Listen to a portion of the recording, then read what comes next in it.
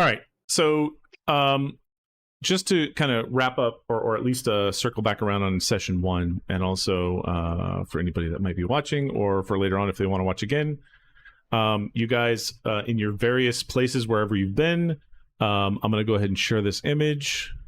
This is where you guys saw a news clipping for somebody that was looking for some people that would help them out with the expedition to check out this this ancient pyramid that's being searched for. Yeah.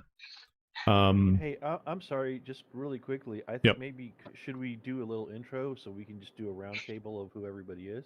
Yeah, we'll do that, but we'll do it in game. So right now it's kind of outside game, and then we'll kind of inside game. He's recapping our session 0 first. Yeah, and then also, basically, you all answered Augustus Larkin, and you said, "Yeah, I totally would be interested." And I'm going to go ahead and send the next image through, which is sort of the telegraph, thanking you for joining the image for the expedition, and to join him in Lima, Peru. He said that he's booked you a room at the Hotel More. And you're going to meet on the March 18th at 7 p.m. at Bar Cordano. Currently, it's the 1921, and it's January 1st when you all receive that news clipping in the Telegraph from Augustus Larkin. So, you all are kind of excited, and you're interested in getting down to Peru and checking out this pyramid, and you kind of all have your own different means or reasons why you're interested in going to that area and doing the various things that you're going to be doing in Peru, whether that's fame, money, or something that happened to you in your past, and you can kind of expound on that as we get going on here. But effectively, you all show up to Lima, Peru on March 18th, and you're going to meet at Bar Cordano on Peron Ancash 202, Distro de Lima.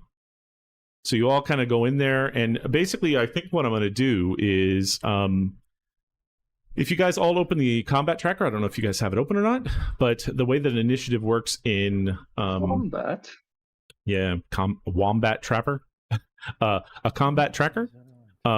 Everybody that has the initiative is based off of your dexterity, and if it's a match, then it's basically off your first name, I think, is what's happening here. So the first person to kind of show up at let me put on my streamer mode because sending my name to Aardvark.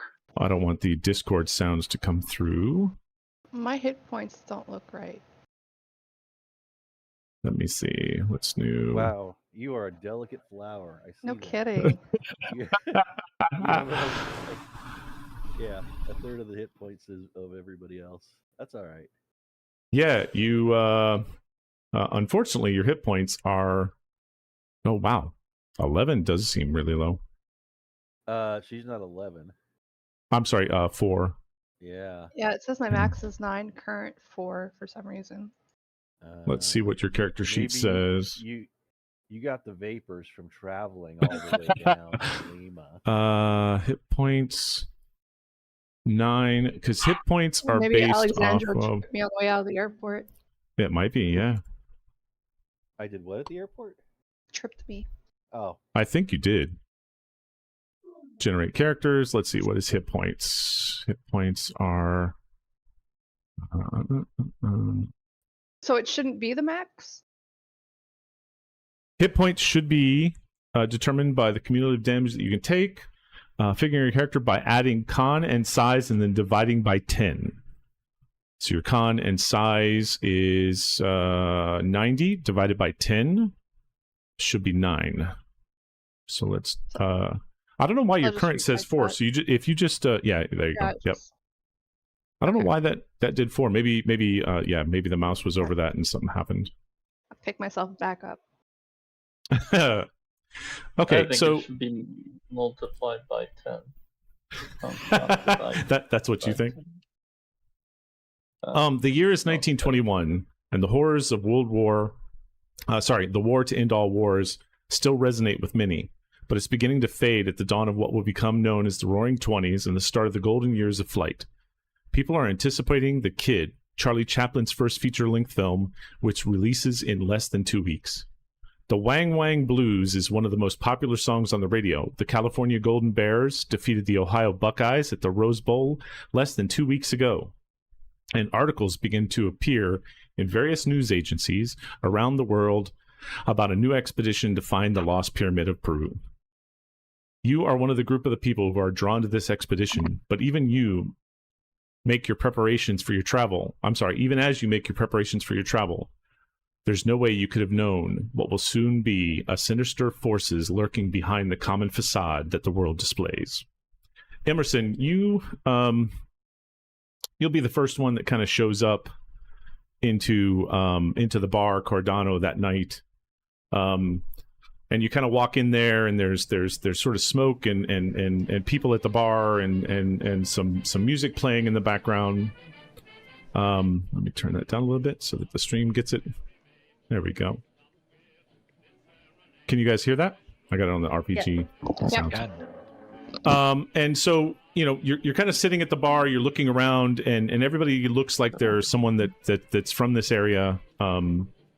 And nobody looks sort of out of place. And then in comes this person, Omar Diaz, and he's got a cigar out of his mouth, and he's got like a camera hanging over his back, and he kind of strides in there, and it's clear that he doesn't he's not a person that kind of would match into this area, just like you kind of stand out a little bit. And looks weird anywhere he goes. Well, he does look sort of out of place.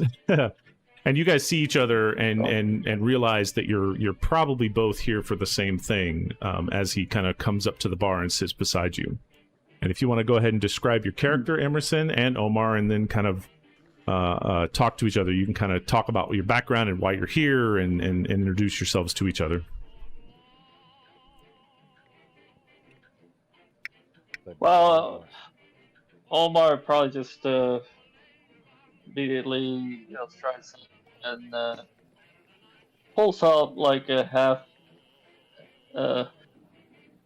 of a cigar that he's probably smoked and stopped smoking several times. Who knows where it's been? And he just makes a signal. Who knows where the cigar has been? Is that what you're saying? It looks like one of those rough cigars that's probably been chewed on a little bit. It's maybe it's been in his pocket for 2 days, maybe for 5. You're not quite sure. Maybe it was just there earlier. He's a little sweaty, it's not exactly. It's a little unkempt, in this trip, and he's just looking forward to a shot of whiskey. I eye him strangely, and then decide with a shrug. I hold out my hand and say, Emerson Biggins. Hello, Omar.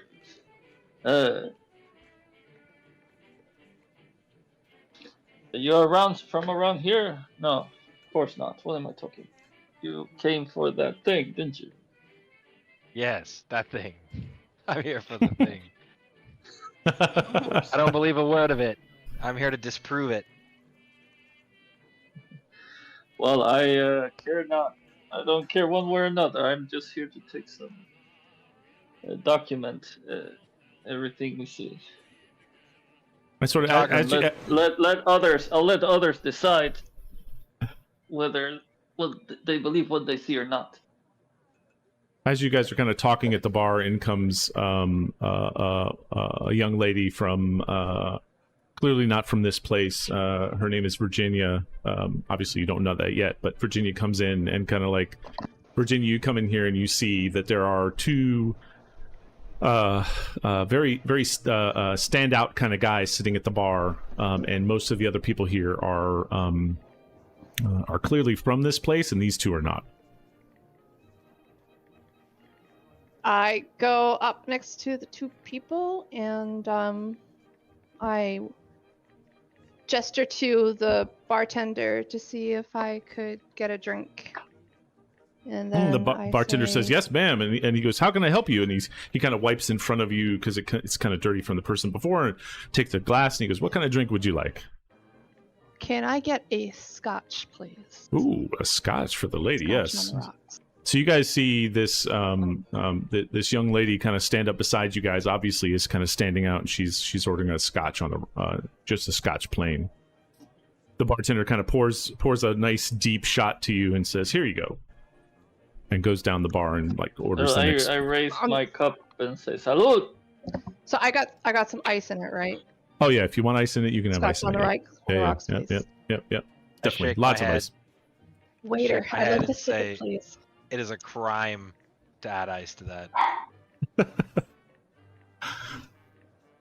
Maybe some sweet and low. Hey, let people enjoy their drink, eh? Cheers, mate. I see you're not from around here either. Your English is pretty good. Yeah, they're definitely not from around here. As you guys are kind of sitting there taking the drinks and kind of eyeing each other, you know, sort of what are these people doing here? What's going on? In comes this guy with a long curled up mustache, and his name is Alejandro, kind of strolling in with his pipe in his hand and smoking. And Alejandro, you go ahead and go up to the bar. Yeah, so in contrast to these the other gentleman, Alejandro looks like perfect. He has like the whole English professor from that era look, you know, the tweed kind of jacket. As you said, the finest mustache in the entire establishment.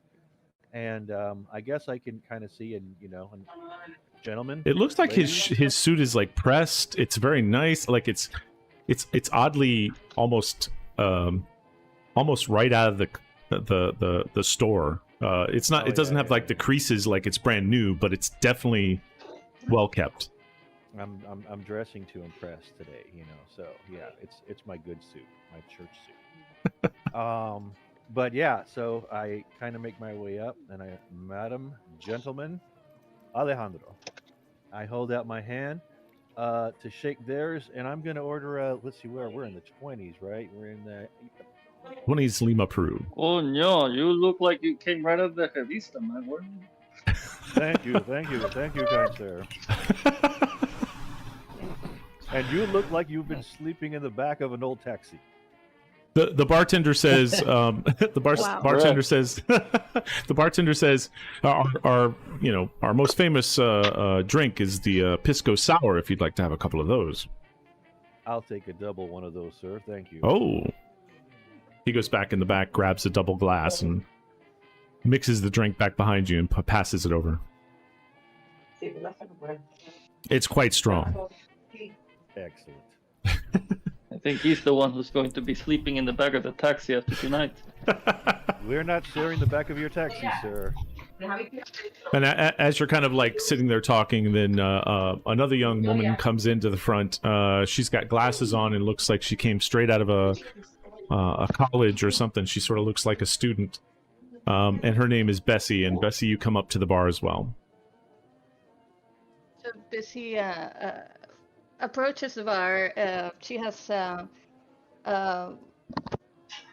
torn, clearly old notebook that she's been carrying around and taking notes on. She's walking towards the back as she's reading. She gets to the bar and kind of bumps into it because she was so focused in her reading, didn't realize she was already there. That kind of wakes her up from whatever she was focusing on, and she looks around and sees Omar and stares at him for a while, probably an uncomfortable amount of time, and leans in closely. Definitely invades your bubble. And I look at her and then I take a big whiff of my cigar and blow it in her direction and says, "Yes, what do you want?"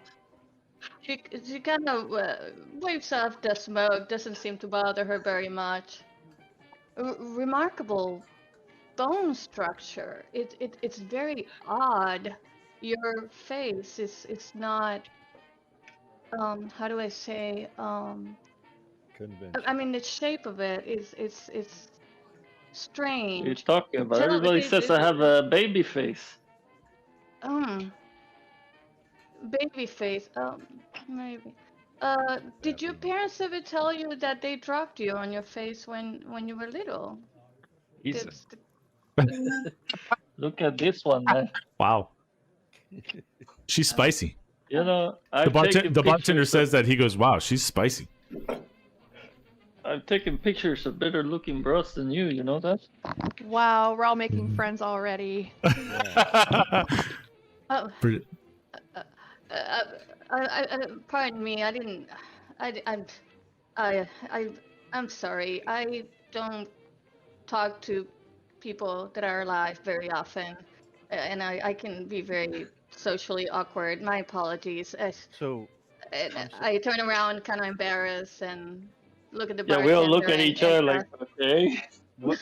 what type of people do you speak to then, since you don't talk to people that are alive? Oh, I see how that would sound. I'm sorry. Yeah, I'm a coroner. I'm a medical examiner, so my my clients are very quiet. So you call well, them your clients? well, they are, and just so you know, they're very satisfied. No, not one bad review on Yelp. No, none of my clients ever complain. I can imagine that. Yes, yes. Okay, so I have to go now. And I just turn around and Wait. Where are you going? Let's stay here. Come on, have a drink, hey. Yeah, have a Give her drink a with drink. us. okay, okay, okay. I guess I can do that. I'll have a whiskey. Oh, whiskey. There On the you rocks go. or That's my kind of straight? woman. I would like a lot of whatever you put on it, and Whipped ice. cream? Oh, Clearly on she has the no idea on the what a rocks. whiskey Yeah, is. she's like, She's I don't know just what trying that to- means. just trying to fit in. Gotcha. So he pours a deep whiskey like he did for Virginia, lots of ice, and kind of slides the glass over to you. So I take a sip, and you can see that I'm making a face, and I blink several times, but then I pretend to enjoy it. Like it I laugh and I clink my glass with hers. Two newfound friendships. completely took her by Yes. surprise. Here, Indeed. here. So, while you guys are kind of hanging out there, coming up to the bar and kind of knocking on the bar is this person. I'm going to share a screen picture for you guys. That's basically Augustus Larkin, Ooh. and he comes up and he goes, "Excuse me, I think you are all here for the expedition, aren't you?" Yes, sir, indeed we are. Ah, come. We're in the back, and he kind of takes you. I elbow Bessie about the bone structure on that one. I mean, I think he's one of your clients, you know? I was thinking the same thing, but my clients typically are not breathing. Yeah, you definitely notice that. Yeah, he doesn't have a lot of muscle. His suit kind of fits on him a little loose. He looks like either he bought clothes too big for himself, or he's lost a significant amount of weight, and you can kind of see that he's a little. Maybe he needs to eat some lechon asado or something that's a little bit more hearty and fattening, so that he can kind of get some meat on his bones. So he takes you sort of in the back, and you see a table with two other people. Let me see. You see this guy. You don't know their names yet, and this guy. And I'll show you sort of how they're sitting in the back there. And he says, "Here are my associates so far. This one over here, his name is Jesse Hughes, and he's going to join you guys on the expedition." And Jesse Hughes kind of tips his hat to you guys. And then this is my my associate that I've hired in this area as a local guide. His name is Luis de Mendoza. And I'll kind of show you a picture of sort of they're sitting at a table, and he sits at the table and kind of waves you to sit down at the table. And you kind of see this with them sitting at the table, hanging out at the, with Jesse Hughes is kind of got a pipe in his mouth, and he's smoking it, and Mendoza's kind of sitting on the side. What do you guys do? You going to sit down and you want to ask him anything or talk to him? He's about to like sort of. It sounds like he's about to get into something. He's like he's kind of unwrapping something that he's pulling out from underneath the table. Well, I'm going to take a seat. I'm excited to see what it is we've traveled all this way for. So, yeah, I'm going to go ahead and pull up a chair and wait for them to start their presentation. Everybody else seats following. for all of us. Like Yeah, there's empty definitely seats? yeah, there's So there's, just enough seats for all of you. Almost like yeah, it was planned that way. Oh, perfect. As I soon have as a Alejandro walks away from the bar, I signal to the bartender, "Hey, the tap's on him, okay? Give me 2 more, okay? I'm gonna go sit." The bartender kind of nods at you like, yeah, I got you, man. I open my eyes real big and I look at the bartender, but I nod. And I go with it. like you sort of wanted some more, but you really didn't. Yeah, the bartender looks at you and he's kind of like he's not sure if you meant you wanted another one or if you were just kind of nodding at him, or he's not quite sure what's going on. But yeah, you go ahead and sit down. As you guys kind of sit down, you see these, it's clear that Larkin is kind of like he's the one talking, and Jesse Hughes and De Mendoza is kind of quiet. And why don't you guys all make a psychology roll for me? Because you sense something's. Yeah, you're gonna need Bessie's help for you. Is your internet still Yeah, down? I don't know. Yeah. I mean, I don't know what's going on. I'm gonna have to call the provider Gotcha. tomorrow or when we're done or whatever. It's Oh, not that's a doing hard success, Virginia. How do I? pass. I dragged it. And it just says psychology. Yeah, you want to let me see. Oh, there we go. Double click. Yeah, Do that too? double click the number. Yep, there you go. There we go. Oh wow, extreme success. Okay. So it looks like wow, Bessie's psychology is very low. Omar was extremely unsuccessful. Virginia, you and Emerson, you kind of notice, and nobody else, you can see everybody else sits down and just, is just interacting like normal, but you two particularly notice that there's some tense atmosphere going on, and it looks like De Mendoza, as you can kind of see in the picture, he's got that, even in his picture, as well as the picture of them sitting at the table, he's kind of got this, maybe he smells something rank or something's like he's not happy, and it looks like him and Jesse Hughes kind of have this tension between them as you're kind of sitting at the table. Larkin kind of waves the maitre d' over and kind of like, hey, bring us some dinner, and your finest dinner. What the chef's special is, and he starts to talk. Even though there's sort of this weird thing going on between Mendoza and Hughes, he explains sort of like, he says, "Listen, I plan to head up into the highlands and locate this site of a lost pyramid that I've heard about and recover some valuable artifacts.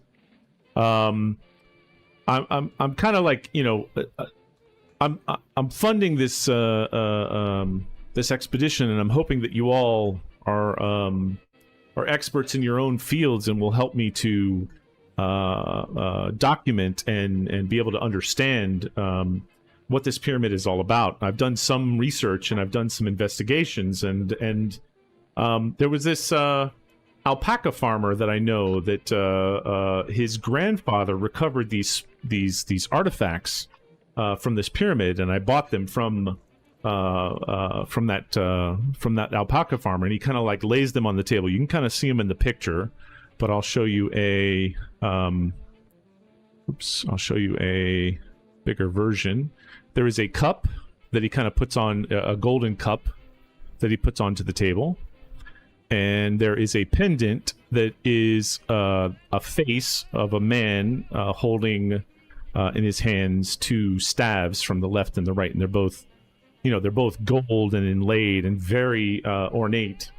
And he says, yeah, I got these from this the grandfather of a alpaca farmer, and they sort of gave me an idea of where the site is. They didn't give me an exact location, but they kind of drove me in the right direction. And I've done some of the research, and I've been to the libraries, and I've been to the museum, and kind of pieced together where I think this pyramid is. And I hope you're all as excited as I am to be able to go to this pyramid. Oh, so this farmer is just carrying around this stuff? I assume so. The farmer had a quite a story to tell me where, and it wasn't actually the farmer; it was his grandfather. That he was out, tending to the alpacas, and they kind of got away from him, and that he stumbled onto these artifacts kind of out of the ground there in his farm off to the northwest corner of the farm. Hey, just briefly, I realized, can I appraise these? I just kind of want to see, or would archaeology be better? I just want to if you guys want to roll an archaeology roll. Take a closer look also to see if they are the items that my sponsor sent me to find. Sure. Go ahead and roll an archaeology roll. I get very close to the items without asking for permission, and take my glasses down and get as close as I can to them unless somebody stops me. Oh, this is not good for me. Oh no, yeah, you definitely get yourself in there, and are taking a closer look at it. Roll. No, you've never seen anything like this before, Virginia, and this is definitely not what you were asked to come down here and look for. Alejandro, although he's looking at these two items and he kind of like, picks them up and rolls them around in his hands.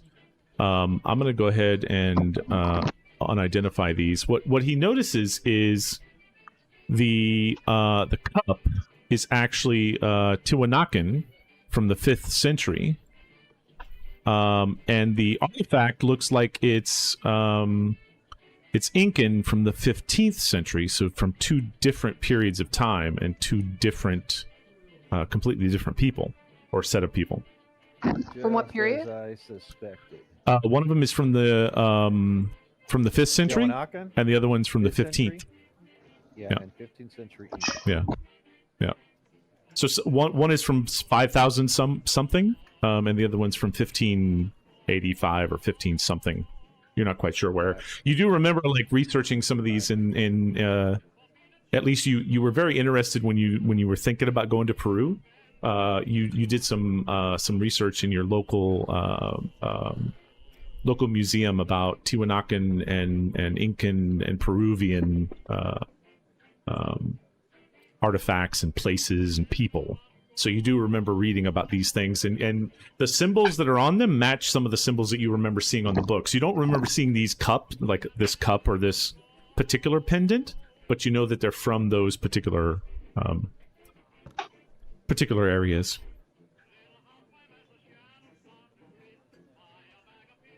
All right. After I take a look at it, it does seem like it's. I mean, I would assume pretty valuable, especially to someone who deals in antiquities. They definitely look extremely valuable. I mean, they're made of pure gold. All right. So then so this to me looks a lot like I would say 5th century Teotihuacan, and this is, if I'm not mistaken, 15th century Incan. He goes, "Oh, you've done your research. I see. Mhm. You might very well be right. It would be interesting. What do you think that means when it comes to finding these items in a pyramid in Peru?"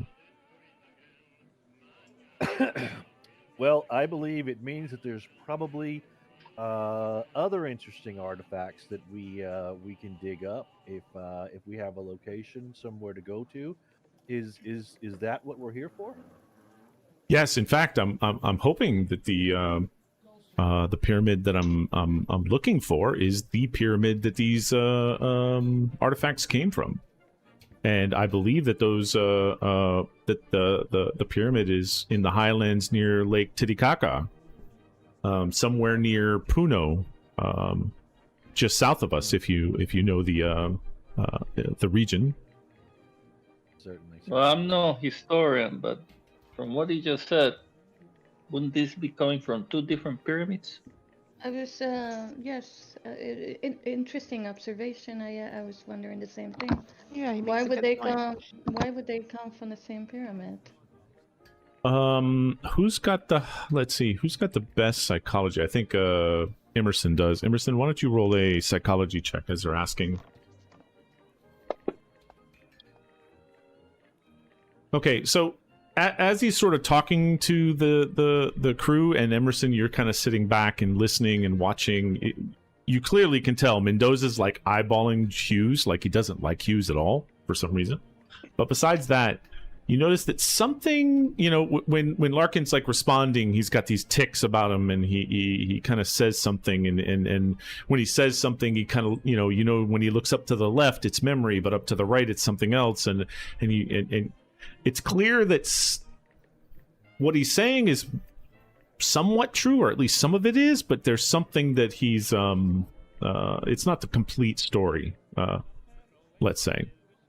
And Larkin, as he's talking about this, he goes, well, he says, it very well could be that these the people of this pyramid quite possibly either assaulted those other tribes, or much like the British, and he kind of looks around looking for anybody that's British, and like the British has done with various countries and treasures from around the world, right? So I tend to think that probably, even though there are from different time periods, it's definitely something to take a look at, and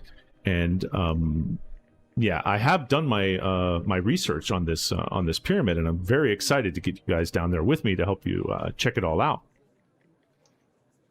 Yeah, I too am excited, and mentally I make the cash register cha-ching sound in my head. Oh, you don't make it out I'm going loud? to hit the table with my hand and just be like, Larkin, cut the crap. There's clearly something else going on here. Spit it out. He says, "Oh, what do you mean? There's something else?" You clearly know something that you're not telling us. This is not the whole story. Spit it out. He says, "Listen, I'm telling you the truth. There's a pyramid. I know there's a pyramid down there somewhere. I know there's treasures.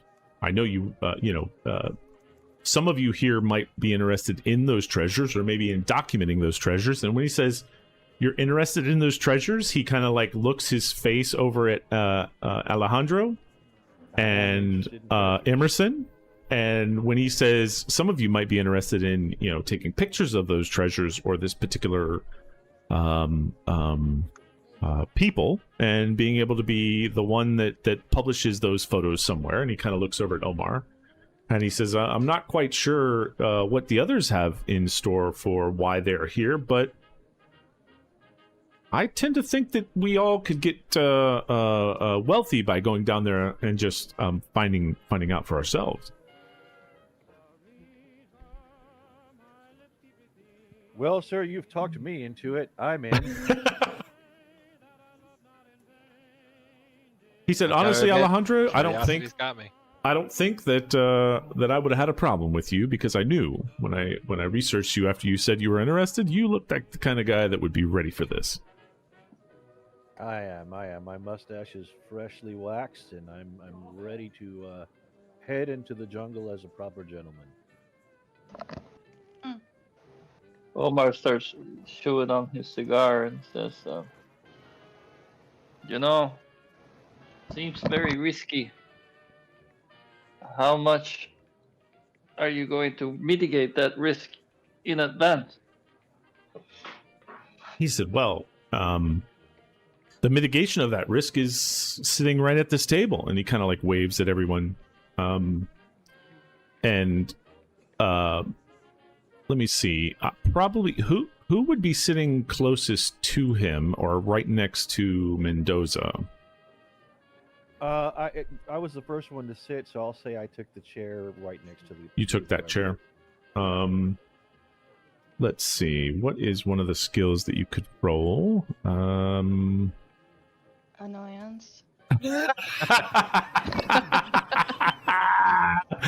Oh man, hidden. that's so good. Clearly a drive auto. Stifle a giggle while I sip my drink. That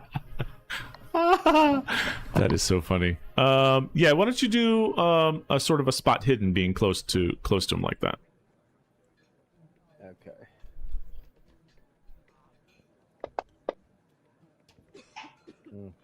Yeah, you know, somebody on that side of the table is wearing a lot of cologne. I mean, like, you're starting to get like the, not quite a headache or anything like that, but you're not, you're feeling like something, yeah, somebody has, somebody went spray and just kind of went hog wild with it or something. It's kind of crazy. Have any of you actually been to this place? Larkin says, I have not, but I have done extensive research and found that this place must be the place where the pyramid is sitting. It is also very near the alpaca farmer that I had talked to. But you went out to visit this guy. You got 2 artifacts off of him. In Puno, yes. And what? He just gave them to you? Oh, Like, no, free I of had to buy charge? them. I had to buy them. I had to pay for them. In fact, the dinner that you're eating is paid for by me, as well as your travel to here. I am the benefactor, and I'm financing this expedition to the pyramid. In fact, if you guys would like to buy any equipment here in Peru, in Lima, the best place to buy it would be here before we get to Peru. And if you save the receipts, I'll give you the money back for it. So even though we might get a lot of treasure from down there, obviously me financing the expedition, that I would take the largest portion of the prize from that, and you guys would get a percentage from there. I guess that makes you my boss, good sir. What would that percentage be, just so we know ahead of time? Let's see. He kind of looks around. He says, okay, there's 5 of you, 6 of you, and I'm already paying De Mendoza. So let's say I would be paying each one of you 5% of whatever we take, and then Mendoza would take a 5% as well, and then I would take whatever's left. What if some of us provide a more valuable contribution? That's okay. I'm still good with 5. Well, excuse me. I kind of side glance at him, but keep going. I mean, clearly not everyone in the table, and I fondle with my glasses. It's equally qualified for this sort of thing. Now, you clean dead bodies for a living, right? I looked at him, and then I looked back at Larkin, like. I mean, there is a. I'm looking for the skill. Roll a persuade. Bessie? Yeah, I'm sorry. I'm looking for it. Yeah, it's under skill. It should be at the bottom. Depends on the size of your screen. Oh, I'm You have to- looking you have to- for you have to- yeah. persuade, It might be in the right. Under, I found it. It's Yeah. not spelled with a B where I was looking for it. No. Oh, wow, Ooh. wow, that is I an am, extreme success. I am one of the first females to graduate from Harvard, especially on my field. He says, "Well, listen, Bessie, you drive a hard bargain, and with your friend here, it was almost too easy to just stick to 5%. But yeah, okay. How about 10% For Each. just me, or for everyone? Yeah, for everyone in your Okay. party, unless you want it just for you. With No, that no, no, persuasion, you're you can make it whatever you like, Bessie. And when you're I'm talking to him, he's kind of sure- he's definitely enthralled with you now because you kind of like hooked him in. I believe that's probably fair. I mean, this gentleman and lady, of course, are going to be in danger. Perhaps this sort of expedition are not always safe. Hmm. So I think 10% is more than fair. And if I happen to provide valuable help that you deem it's worth the bonus, I'd be happy to take it. Thank you. Excellent. So 10%, and everybody's happy. And he kind of looks at each one of you first, Virginia, then Omar, then Emerson, and then Alejandro, and then Hughes. And Hughes says, most definitely, 10% is great. I'm impressed with the bargaining skills of Miss Bessie over there. Okay, I'm tired. Will I be sharing my bed with anyone here tonight? I spit part of my drink out. What is that? Services that she's talking Emerson's like, about? I mean, what? That's a bit forward, madam. We've I try and Yeah. pass it off as nonchalant. I'm sorry. I'm Were you sorry. asking, like, just anyone? What I mean is, do I have my own room? Is what I meant. I apologize. Where do I sleep tonight? And will I have a roommate, or do I get my own room? Oh, he says, oh no. You each Good thing get your own. clarified. Woo. Yeah, you each get your own room. Oh, thank you. I'm tired. So as soon as we're done here, since we already negotiated the terms, I would like to retire for the evening. When do we Bessie's like, leave? I'm ready to go. Taxis. As soon as Bessie says, sort of, I'm ready to retire for the evening. Emerson, you're like, well, when are we leaving? And so basically, he says, listen, I'm hoping to leave Peru, Lima, for Puno early on the Monday morning, March the 21st. I have my trucks and all the traveling gear lined up for that point. In case you missed it or forgot earlier, you guys are currently it's Friday night, the 18th, in Lima. So he's basically saying that on 8 a.m. on Monday the 21st. So you basically have Saturday and Sunday to kind of do your own thing or to get prepared for the trip. And he's going to have the trucks and everything ready for us right outside of the hotel that he's staying at. And he's staying at the Hotel España. You guys are staying at Hotel Murray. Hotel Mary. Why a different hotel? Yeah, I was gonna say, is his Do you- nicer? Is that what you say? Because Probably. he didn't really say that then. Okay. Yeah. No, I I'll let mean- it go. I'm just talking out loud, but yeah. No. He does say that we're going to meet in front I of told, Hotel. He does say we're going to meet in front of the Hotel España, but you guys know that you're staying at the Hotel Murray.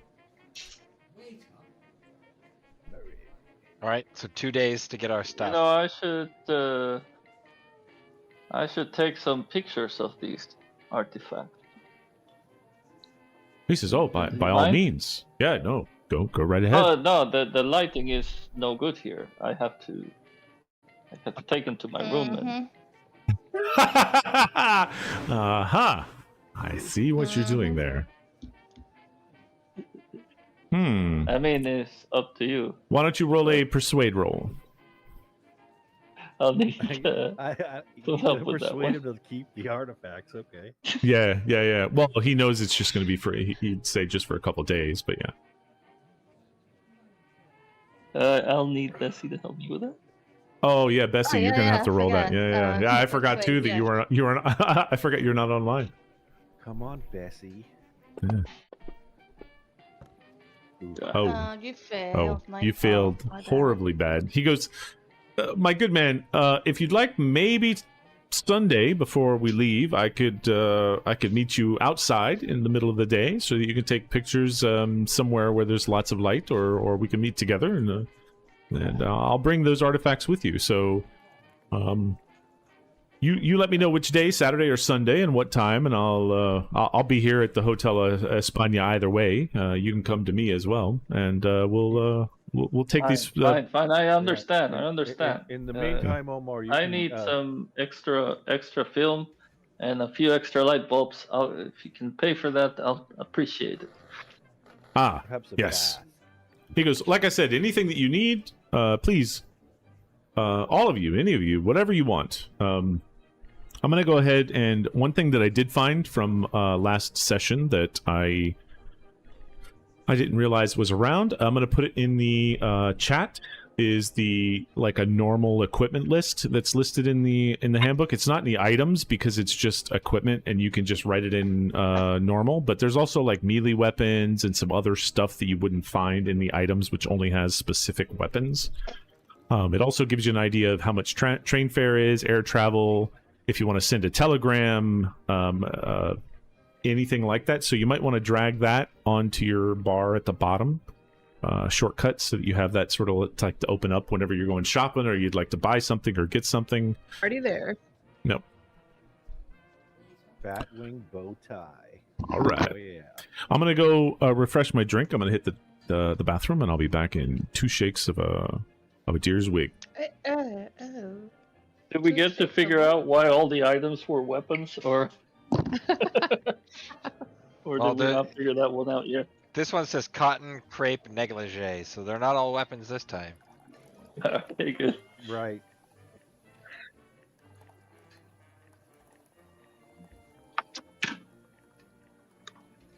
Oh, if you click They're next pouring, page at the bottom, there's they're illegal pouring- weapons. Sorry. They were pouring a beer on the chat, on the music, just as you said you were going to the restroom. I thought you forgot. Hear the music. He didn't say restroom, he said freshen up his drink. Oh, sorry. No. Hopefully one doesn't create the other. There it is, he I had forgot to mute again. I had to turn the bot all the way up to hear it. I wasn't hearing it.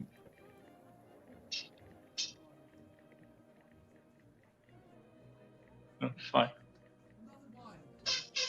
Another wine, please. Yeah. Mm-hmm. This place is 50% happening. are duds for the ammunition? All right, I'm on. Hand grenades, I'm 50% back. are duds? How shit were the weapons back then? Yeah, they weren't Hey, great. man. I don't think. Yeah. Ooh, outdoor travel gear. So while you guys are kind of looking through that,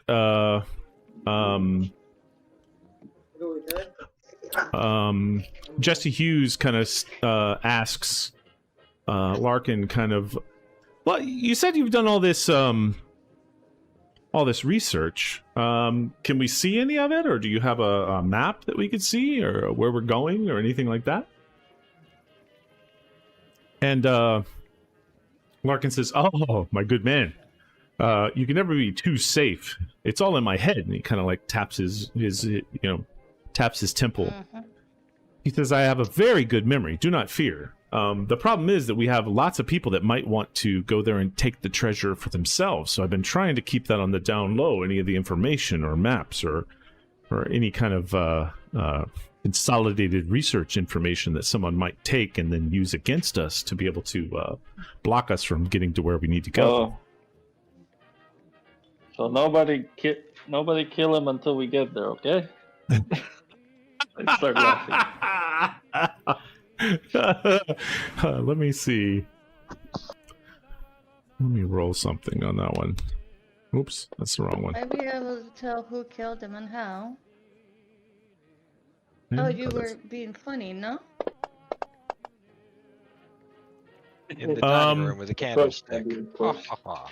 Larkin laughs like almost like a belly laugh when you say that, and Omar, you almost feel like Mendoza's eyes when he looks at you, like that his eyes are jumping out of his skull, turning into a juicy eyeball dagger, and stabbing you over and over and over again.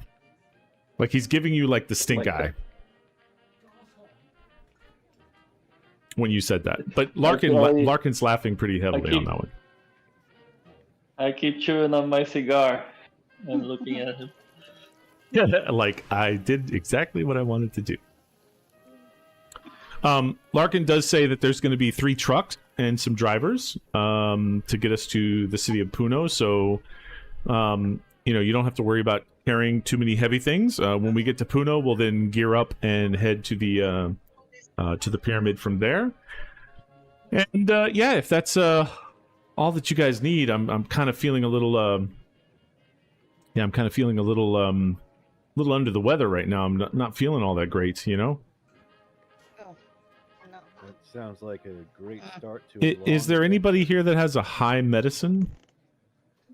Would I have a high? I think you let me might, see. because being I have a 61. Is that considered high? yeah, that's good. Yep. They're Why don't you already roll dead when they get to her, so I don't think she's good with medicine. Yeah, I was Yeah. gonna say, how good can she be? Oh, that's a normal Regular? success. Yeah, a hard Okay. success, actually. Yeah, it's not even That's a regular. hard It's success. regular success. Oh, I'm sorry. It is a red. I keep looking at the bottom, and it says to spend this much luck to make it a hard success. Yeah, it's a We'll regular save that success. for life or death Yeah, exactly. situations. As he's sort of like saying he doesn't feel all that great, and he thinks he's gonna go up to sleep and whatever, and he kind of stands up. You kind of notice that like his hands are shaking a little bit. It's something you've seen before when you were doing there was an autopsy that you were doing, and one of the family members came in and they were kind of hooked on painkillers, on opiates, and he kind of looks like he's going through some kind of withdrawal, like some symptoms that you've seen before in the in your various medical profession work. And he gets up and he goes, "Thank you, everybody, and by all means, order whatever you want. Get your drinks. The tab is on me." And he walks away. And as he gets up and walks away, you notice also Mendoza kind of stands up, nods to you guys, looks over at Jesse and gives him like a stink eye, and kind of walks away.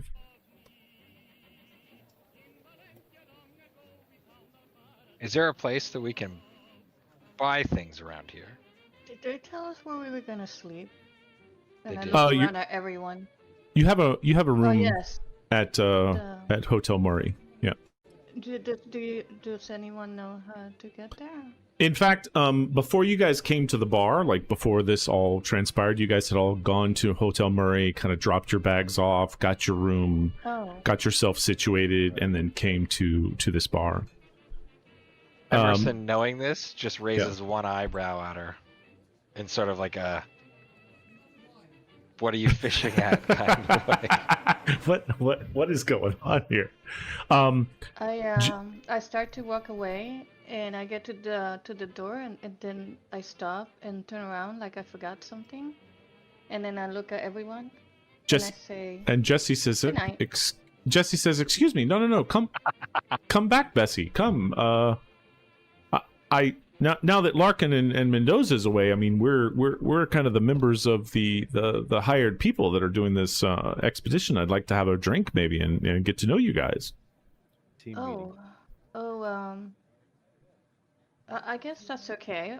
Okay, I'll have another whiskey. May I suggest a sidecar? What is a sidecar? Is that a drink? It's the It place is. where Omar sleeps. Yes, it is. Yeah. No. No.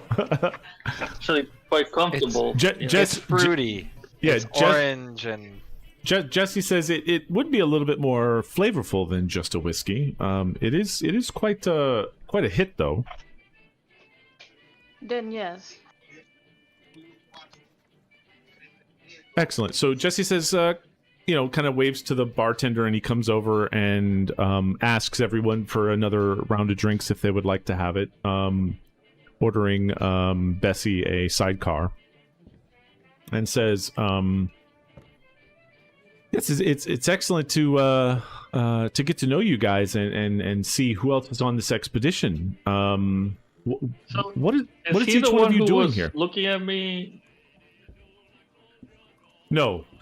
This is Jesse Hughes. That was De Mendoza that was giving you the dagger eyes. Okay, Also, sorry De about Mendoza was giving Jesse Hughes the dagger eyes before you said what you said.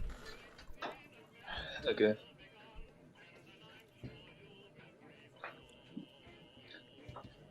And Jesse says, So "Where what skills are do you you guys? bring? Where are you guys from? What and do you what do bring you?" to the table? Oh, This is Jesse. There you go. yeah, I got Jesse. I'll share him again, just so you guys can. This is the guy that's kind of sitting in front of you at the table.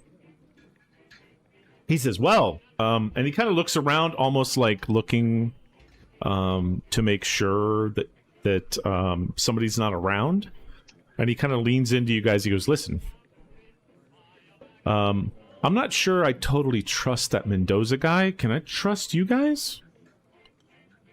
absolutely not. I mean, Like I if- know Huh. I can trust me, but You- I don't know if you can. Like trust if me. you just met us, my friend, Ah. and I give him another drink. He says, I lean over towards him and I put my hand on his and I tell him, "You can trust me." "Oh man." He says, "Oh well. Listen. I know I can trust you more than that Mendoza for sure, and because we're going to be with each other for at least the next week or two, yeah, I'd like to let you guys know that one of the reasons that I'm here is that I wrote a book, and my name is not Jesse Hughes, but I didn't want Larkin to know that. If Larkin knew my real name, maybe he would know that I'm here to collect information to help write on my book. Have you guys ever heard of the Black Power?" I assume we have to roll something for that. Yeah, Yeah, I mean, you can. I'll Yeah, roll yeah. for that. Yeah, you can roll for that. Let me see. What would we roll? Let me see. This is history here. You realize how different Yeah, that would be if history. it said white power, right? Yes. Yeah, no, totally. I have history and library use. Let's roll library use, yeah. Do a library use roll. Yep. All power to the people or something. Oh, wow. That's not the type of book. Why, yes, I have heard of it. Wow. So you know my book. And wow. Very wow. Omar is I- like, Oh, I don't read books. She's like, Omar doesn't read couple of books. I'm pretty a sure couple Omar's of my choking clients- on the cherry in his drink right now. He looks like he's never read a book. Sorry, go ahead, Citra. Or A Um, couple I'm more of my visual. I'm more visual. You know. Coloring book. If I run into any books with pictures on it, I'll make sure that I give it to you. I probably worked on some of them. go ahead, Virginia. I tell Jesse that I've acquired this book for a couple of my clients already. And it's very popular in some of the circles I find myself in. Interesting. Well, I circles don't. are those. I. This is one of the reasons that I was scared to say my real name in front of Larkin or Mendoza, is because they might know that I'd be here researching cults on and maybe they wouldn't want me on their expedition. But I told them that I'm an archaeologist and that I'm here for other reasons. You know, one thing, Virginia, you've read that book from cover to cover because you're very interested, and this sort of goes to the reason why maybe you were connected to this article and this posting to Lima, Peru, and kind of like talking about pyramids and things like that. Sort of as a side project, you're kind of interested in like why do people form cults, and what are these cults all about, and what's the deal with them? The book is all about these various cults around the world that do strange things and do sacrifice and things of that nature. And so you know that this guy like loves that stuff, and in fact he kind of talks to everybody else and says, listen, I'm here to document what's going on, and what do we find in this pyramid, and what's happening in these areas. And I'm very interested in cults and the occult and what everybody has to say about what's going on here. He says he looks over at Emerson and he goes, it's interesting because I kind of know a little bit about you, my friend. I know you don't believe in any of this stuff. Did he just None of tell us about the book, or did he show us the book? He actually set the book on the table. He's like, this is my book, The Black Power. It's about cults and... Interesting title. The Black Power is in your black. And, indeed. okay. Is this a book about your masculine prowess? As a black person? I don't think de Mendoza is the black one, though, is it? No, I shared it. I don't know if you have it. Jesse is. Yeah. Jesse Hughes, which is actually his real name is Jackson Elias. Yep. Yeah. Elias. This yep. is the black guy. That's the black So guy. I thought it I was very Mendoza. No, Mendoza. Sorry. Yep. Mendoza was. It's hard to convey in the black and white pictures, but Mendoza looks like a South American, kind of Native American of South America, kind of the darker skin person that would be in that area. Larkin was clearly like white as white can be. In fact, he was a little too white. He even kind of looked a little ghostly white, and it kind of goes into the whole thing where it looks like he was in some kind of withdrawal, and his skin was really sunken in and stuff of that nature. So yeah, And- I asked that very awkwardly. Like, is this a reference to your male prowess as a black Oh my person? goodness. Like, wow, Bessie, you're very interested in what I have to say. I will tell you that Lady, you kind of you need to slow it down a little bit. I don't understand. I'm just reading the book, the title of the book. he said and then I the pick up the title book was and I to open be evocative, so that people would pick up the book and read about it. And it's about my power over these cults and being able to understand what they're about and why they're there. The human interaction, the depth in which why these cults are formed, and the human psychology that creates them, and why we're both weak and powerful all at the same time. Oh, I didn't get that from the title at all. He goes, well, maybe I didn't do a good enough job of ensuring that was conveyed. Yes, I You should mean, never it's judge a just book by its that you cover. have this title and you're black, and then you have this phallic looking Oh my goodness. things in the cover. It's very confusing, but I understand now. So I'll read it. I'll read it by tomorrow. And he kind of pushes if the I book can over to borrow you. it. He says, oh, indeed, you can have it. Maybe we can talk about redesigning the cover and the He title. certainly seems like He says, well, a I'm very going to be good writing another book about the cults that are down here in Peru. Maybe it'll have a clearer title. He goes, maybe I should collaborate with you, and you can help me to come up with a title. Oh, she's gonna help you come up with something. Yeah, his next book is called I don't know if Something's book coming up. naming- I guarantee it, my friend. As long as his book is not called Haktua, it's all good. Well, I don't know that book naming is my forte, but I'd be glad to help if I can. hard to talk with your mouth full. Well, it sounds like you definitely have some insight into into a good book title or not. So maybe we can talk about that. Yeah, maybe you guys Um, need like a private brainstorming session where you can show her what the black power means. I definitely might be able to do that. Emerson spits his drink out again. Sorry.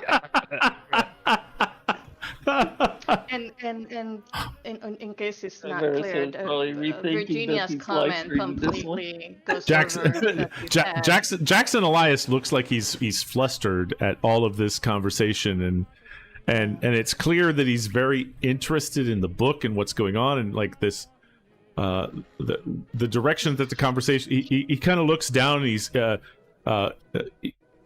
even though it's hard to see, you can definitely tell he's blushing, and he's kind of he kind of says, well yeah, well and he kind of stammers a little bit, and he says, listen, I think we all need to work together and make sure that that this expedition is both safe and fruitful for us all.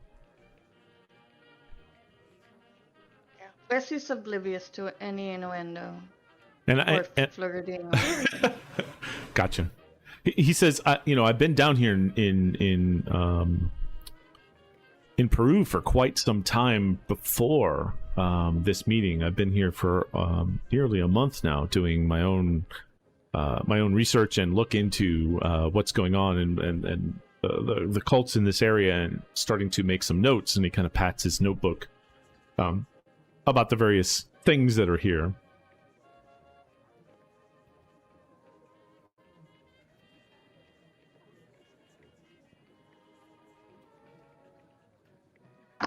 Oh, just a question, OOC.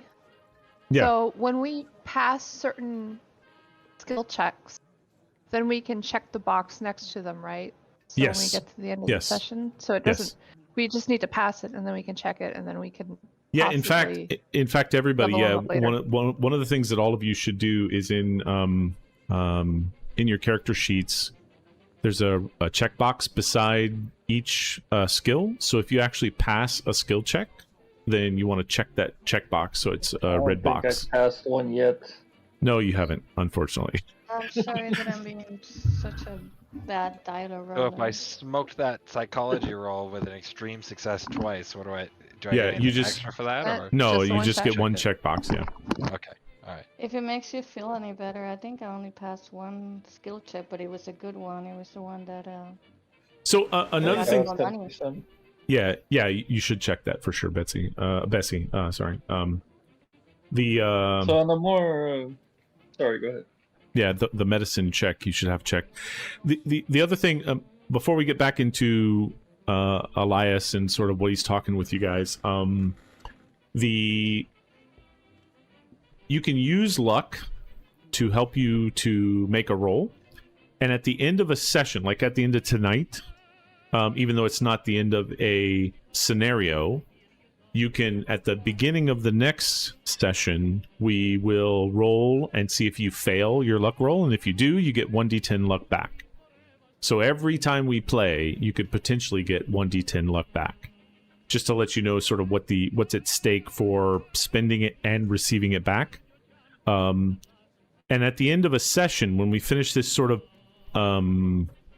Peru chapter of the adventure, and you guys go back and then we start the next chapter, between those chapters, that's when we'll roll all these skill check potentially going up. And if you've gone insane or something bad has happened, you can go deal with that. So the bigger picture is sort of between big picture sessions, we'll have some big skill check changes. But between each time we play, you potentially could get luck back, just so you kind of understand the mechanics of that.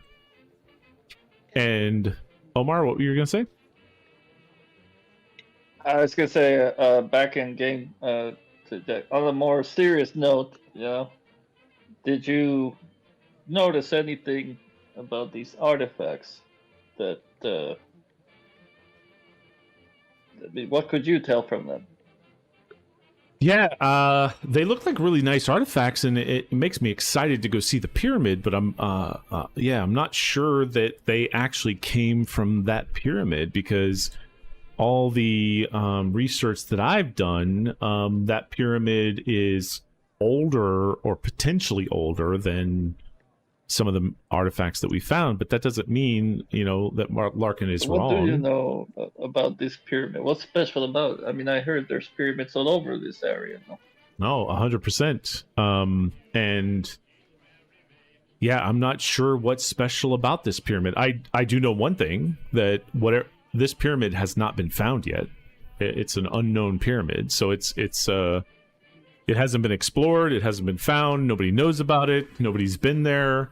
So whatever's there is probably untouched, and that's the one thing that is special about it. So who knows? I guess. How are we so sure that we're going to find it? I mean, it feels like we're just going to be wandering around the woods. So and there's a lot of mosquitoes down here. This is for sure. No doubt, sir.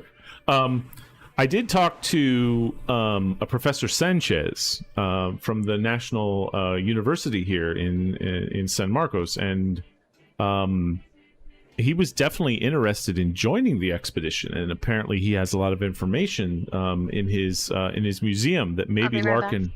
Yep, maybe Larkin has checked or verified, but apparently Larkin didn't want Professor Sanchez to come along the expedition with us for some odd reason, and he kind of takes a shot of his drink. I've heard about this Sanchez fellow. Some say he's quite dirty. Yeah. Jackson kind of giggles, and he's like, I don't know if you joke, sir, or if you're you're saying that for real, but Oh. Ed, you just laugh. Okay. He says, okay. And he kind of looks at the rest of the team and he goes, is he that guy? Apparently so. Okay. But we just met. Interesting. Yeah, you're low again today, Locantus. Let me see. Maybe you're just talking quiet tonight. I turned you back up a little bit. No, you're good. Now I can hear you decent.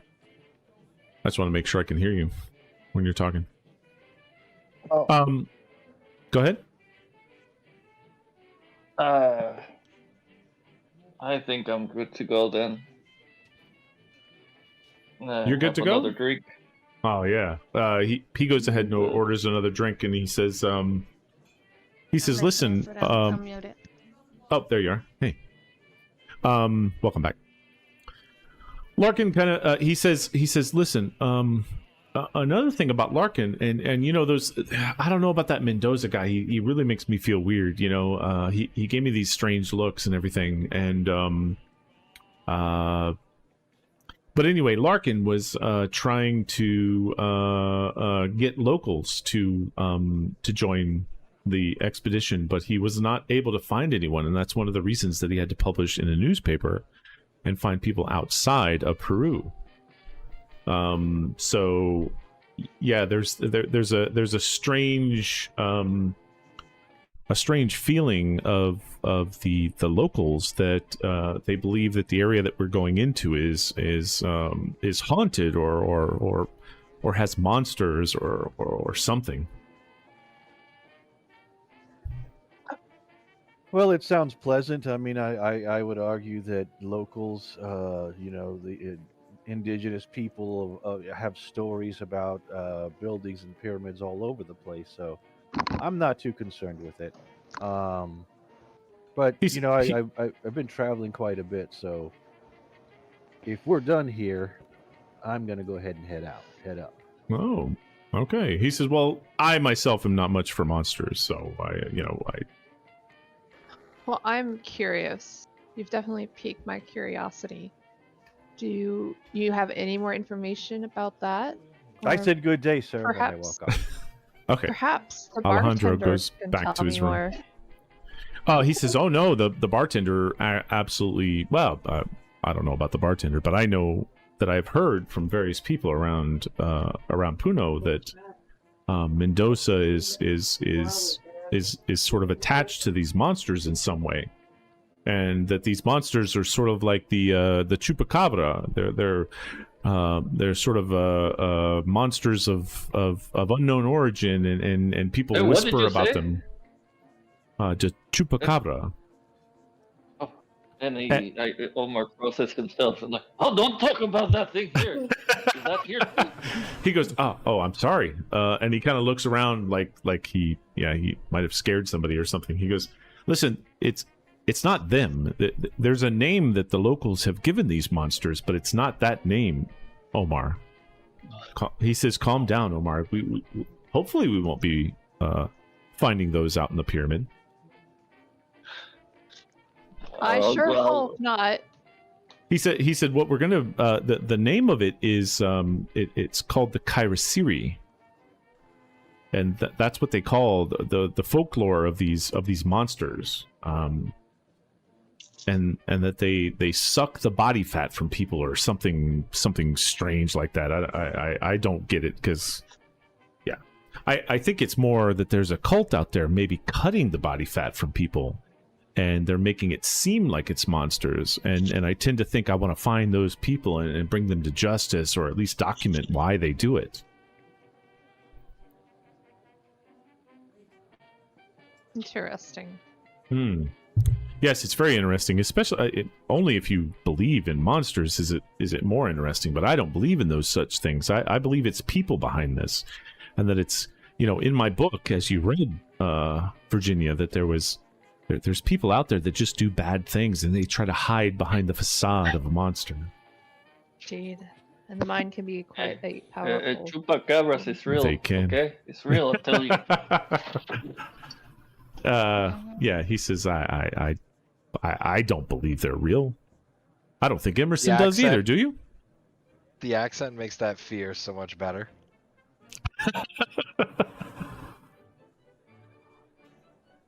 Emerson, do you believe in the Chupacabra? I don't. There's no way. They're not There's no real. way? Neither is Bigfoot or any of the other superstitious things that Omar. people come up with. Come on. Look, Emerson's with me on this one. There is no Chupacabra. You need to calm down, my friend.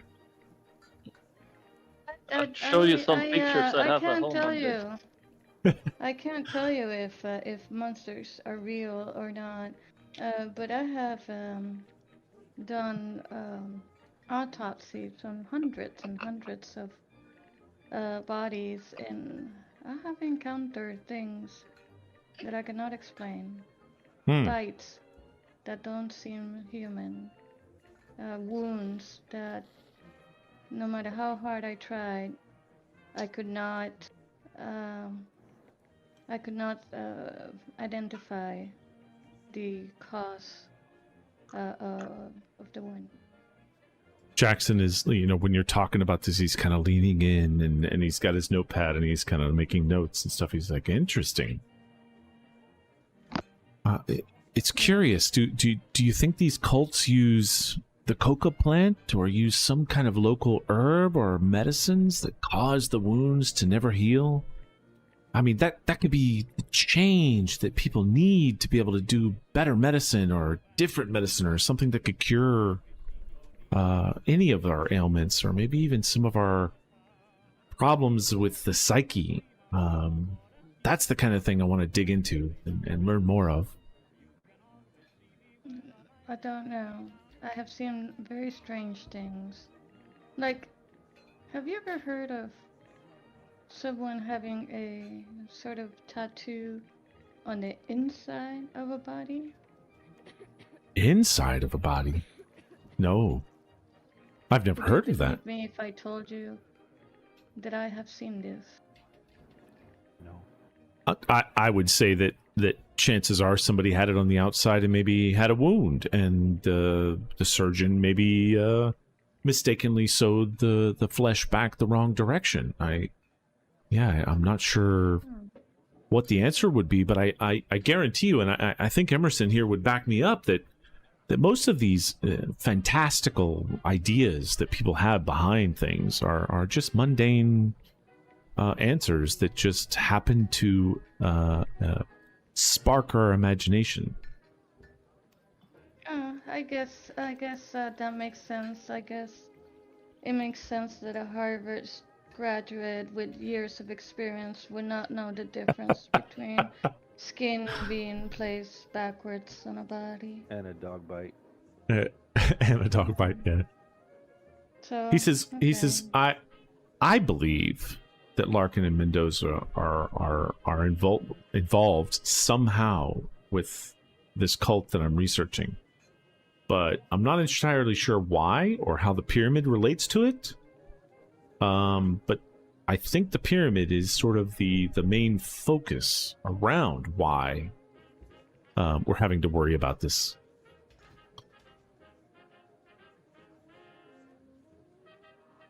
I'm very glad that I've got some friends like you that'll that I've got to count on when we go down to here, because I'm not sure that I 100% do not trust that Mendoza. Others will be joining us? I mean, you in front of me. Oh no, we're not A lot of friends. the locals. No, You're not what? we're not friends, sir. No. Oh. Well, maybe I mean, She someday doesn't we... want to get into the friend zone with you. I don't know if you understand that by now, you know. Friend zone? No friend zone. No, we got that. We got that already. Eh? No friend No zone. Well, Oh my god. no. Okay, so I'm tired again. Are we You're like, I'm going- ready to go. Yes. I'm Jackson very Elias tired. says, "Listen, I'm ready to kind of put it in myself and get ready Yeah, for I sleep." bet he's ready to put it in. I got that already, yes. Not like Put that, what, guys. Put what Jesus. in? I'm sorry. Jesus. Emerson spits his drink again. So, Sorry. Jesus. Jesse, you've been here a few days already, right? Yes. Is there anything that you would recommend that we get for the trip? His name is Jackson. I think you missed it when he gave us Yeah, the well, book. Jesse is my name that I Oh, gave. Yeah, my real name is Jackson. Well, you want us to So call we're you calling you Jesse. Jesse, no? We're calling front you of Jesse? other- Yes, most Yeah, I don't definitely. want to accidentally call you the wrong name in front of him. Jesse is No, great, Larkin yes, and- because then, yeah, so if I'm Larkin just and Mendoza messing finds out, we're in Jesse. trouble. Yeah, no, that's Oh, right. well, thank you for clarifying that. I thought you want us to call you Jackson. He That's goes, why you said- you know, I think we should make sure that Larkin is telling the truth, or maybe dig a little bit more. I have a meeting with my my friend Professor Nemesio Sanchez tomorrow morning. If you guys would like to accompany me, I'm going to go over there and talk to him about some of the questions that I have on where this is and what's going on and the place that we're going to, and sort of maybe looking into what's might be happening with the area around Puno, and also where does this pyramid come from? Because yeah, maybe the university has some information over there for us. If you guys would like to go. delighted to join you tomorrow, Jesse. And I Excellent. touch his hand again. Oh man, he says, all right. All right. I would like to go shopping, so I will join as long as I will have plenty of time to go shopping. There's some things that I need. Excellent. He says, yeah, I mean, Larkin says that as long as you save the receipts, he'll pay you back, so you can buy whatever you like. Yes. He does say, you know, he does say that basically, because we're leaving on Monday, on the 21st, that yeah, he thinks, you know, we should all get some equipment for the travel, maybe some one of the things that he did say that he's talked to Larkin about is that Larkin's going to have tents and mules that'll carry those tents and like the big equipment, the things that you'll need to be able to live and drink and eat and food and that kind of stuff will be there. But anything that you think you might need, because we'll be out in the wilderness for up to 7 days. You might want to go ahead and get yourself geared up for that. You could get some machetes. That was the first thing I thought too. Machete. I want some machete. He says, "Well, Take some if extra shoe polish in case my shoes get scuffed." yeah," he says, if we're And a good done, walking stick. yeah, if we're done here, then I'll see myself to my room, and I'll see you guys tomorrow morning. I'll meet you at Hotel Murray because I'm there as well with you guys. Lovely. So he kind of bids you all, goodbye, and gets up and kind of walks out the room and out the bar and goes back to his place.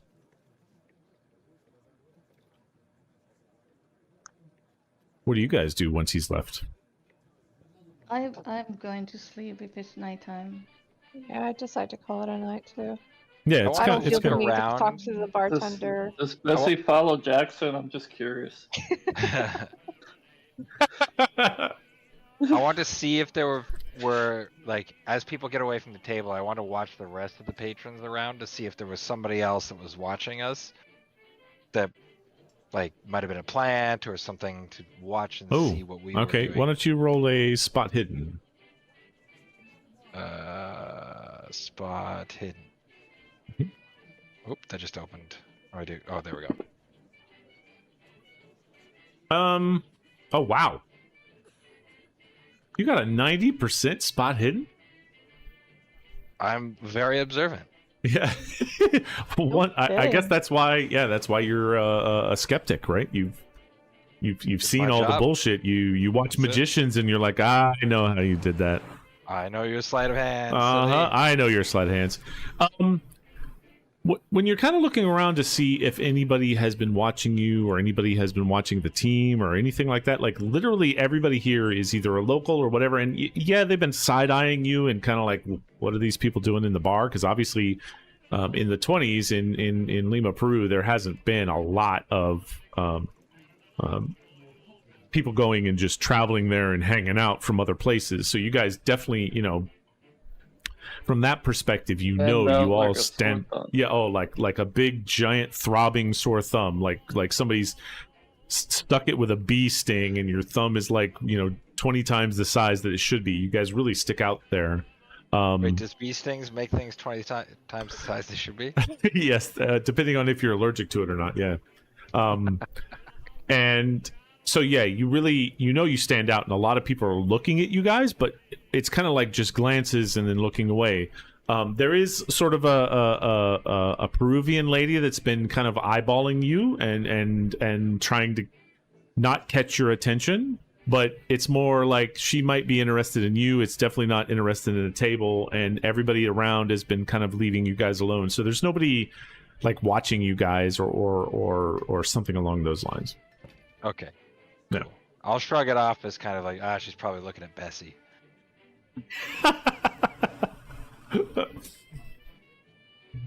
All right, so you all Probably go back. looking at me. So you all go back to your room and you kind of go to sleep for the night. Mm-hmm. All right, you To all our wake own up. rooms. Yes, you go all. Each of you go back to your own individual rooms. And you wake up in the morning.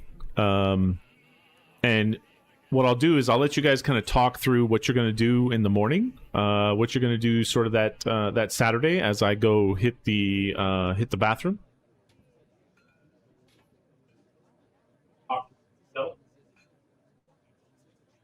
All right. I can mean, hear, sure but I'm you gonna go mute. get some coffee while he takes a bio break. Unless he goes to the restaurant for something else.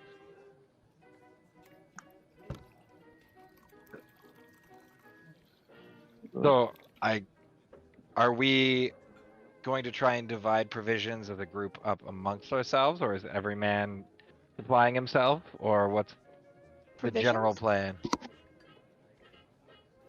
Or Yeah.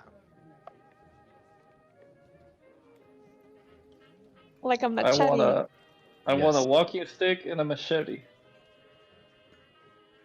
So By the can we way, freely buy reasonable things from that list that you provided? Anything, and that we have a receipt for, and I did get a receipt for the Yeah, you can. I'm back, and you can. the 4T model. Yeah, They anything gave me a that's receipt. reasonable, you can go ahead and buy. You can't buy guns down here and that kind of stuff. So if you didn't have it when you came here, you're not going to buy so like a. model- You're not going to buy so a model grenade two or is not something. reasonable. Yeah, you're not going to buy a vehicle. You're not going to buy that kind of stuff. But yeah, anything that's reasonable. If you look at that list, Well, you can should buy. know better than to tell this group anything. what's reasonable? Well, you're not going to, like, for example, on that list, you're not going to go buy a chic designer dress to go off into the jungle. So whatever the 1920s equivalent of off, I'm gonna buy a bunch of that. Yeah, the bug Yeah. spray. Oh, Yeah, okay, good bug call. spray. Yeah, okay, But yep. back then, it's probably like cougar piss or some dumb. It might have been, yeah. Let me see, 1920s I'm bug assuming that Bessie spray. has a medical kit. If she doesn't, she can get one, a small medical Well, kit. it's been a while since I've, stuck a scalpel on a person that's alive, so I'm not sure if you want to trust me doing that.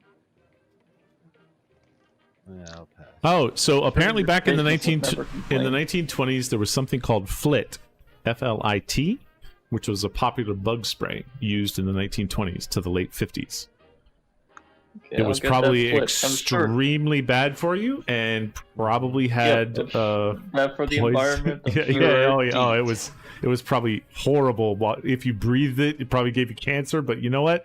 It kept them bugs away. I'm taking it. Oh, So we don't need to worry about, it like, did contain camping it stoves or it contained anything, DDT, so it did contain the really bad stuff that you just said. Yeah, camping stuff you're not going to need tents or anything along those lines because lanterns, any of that kind of stuff. yeah, Larkin's gonna facilitate all that. Yeah. So Hunting knife. I'm If you want something on your Compass. own, like maybe the camp might have a lantern in it, but if you want to carry one for yourself, you should put it on your character sheet. I already had one, but Yeah, I have a torch. Okay, yeah. a torch. Okay. Ooh. So I hope my Yana stat Electric. come on. Lit, a machete, Hang and a on. walking stick. A flit, a machete, and a what? Walking stick.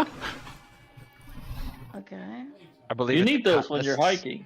If you guys haven't gone hiking, you need a damn walking stick. I don't care. It's not about. Okay, I put carcinogenics flit. FLIT. Carcinogenic. Put that in your inventory. Yeah. Carcinogenic That's what I flit. did. Carcinogenic flit.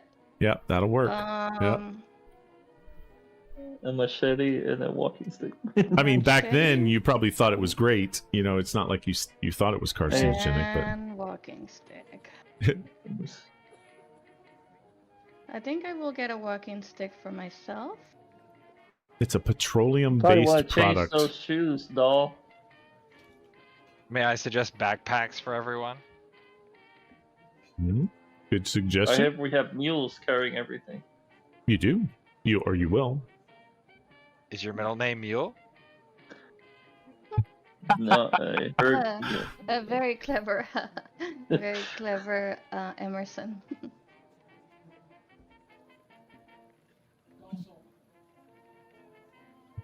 I heard somebody say Okay, awesome.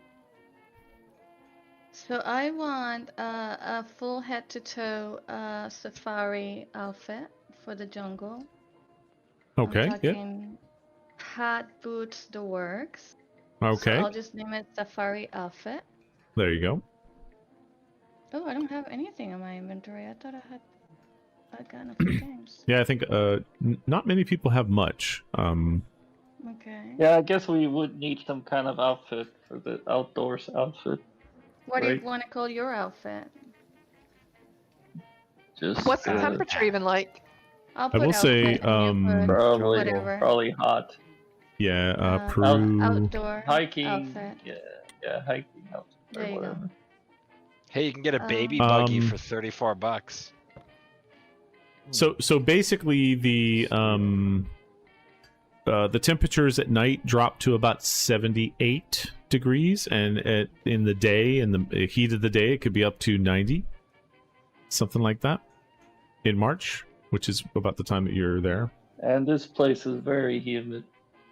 Yeah, and the humidity is very high, so even though it's 86 to 90 degrees Fahrenheit, it feels like 110, 105, depending. Because it's like 90% humidity or something like that. It's very thick in the air. And they tell me I smell better when it's humid. You can definitely smell better when it's humid because the scents are right directly to your olfactory senses. Do we know what a medical case contains? I assume it's like a first aid kit. I'm yeah, gonna put something it like on my that. inventory. Medical case.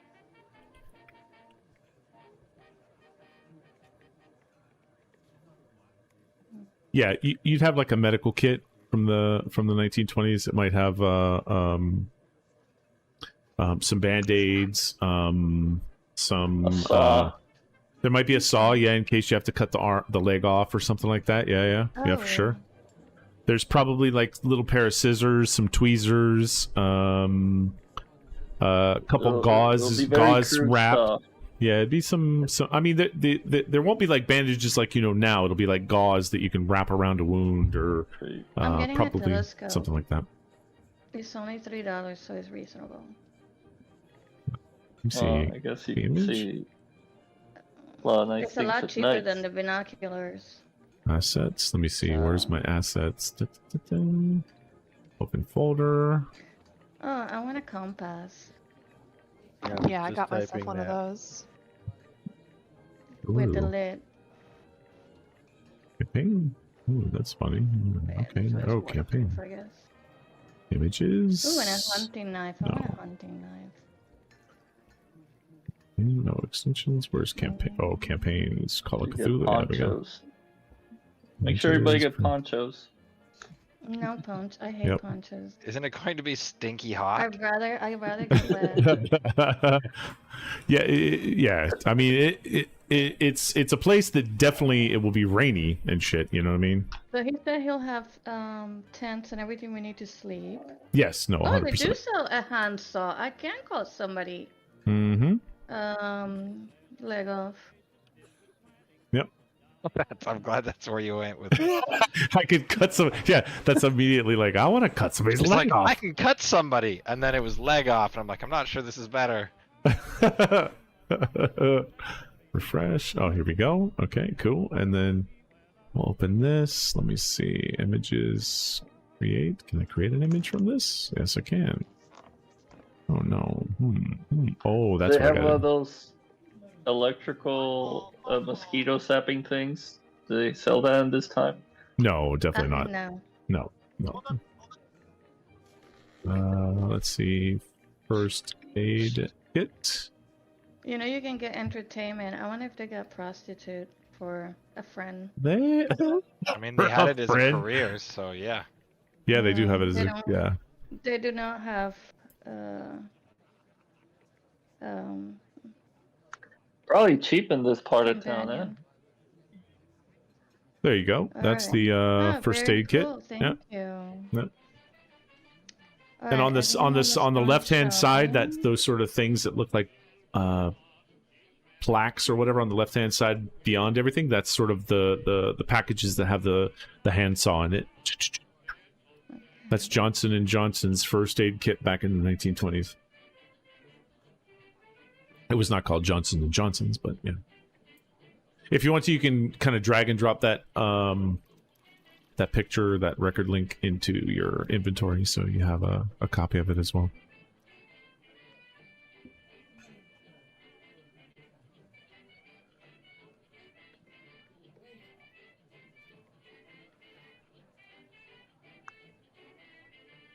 All right.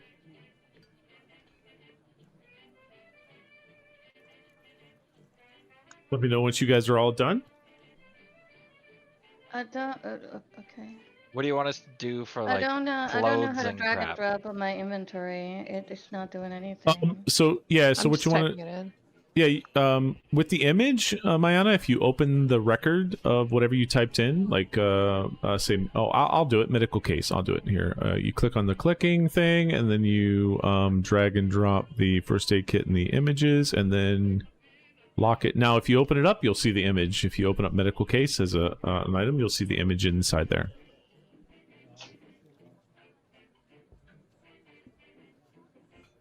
I don't see anything. You see the medical case in your inventory?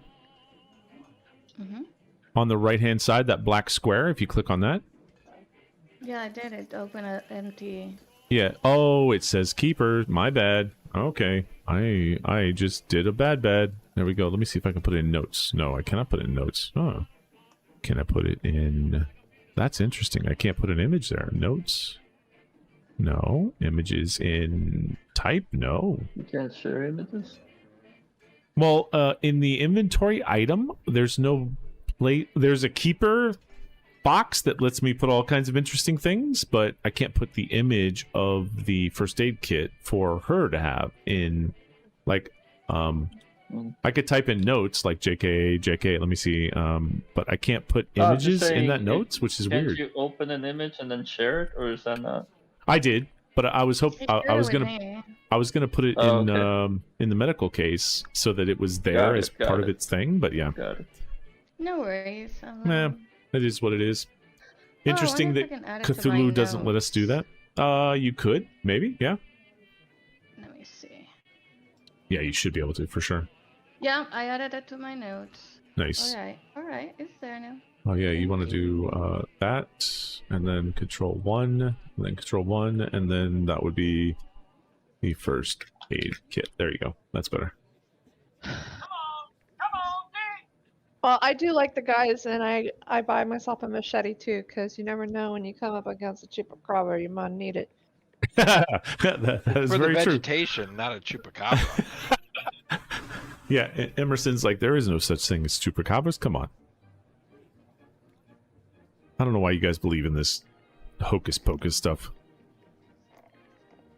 Well, I don't know. Omar seemed pretty traumatized. Like, he knew for sure they existed.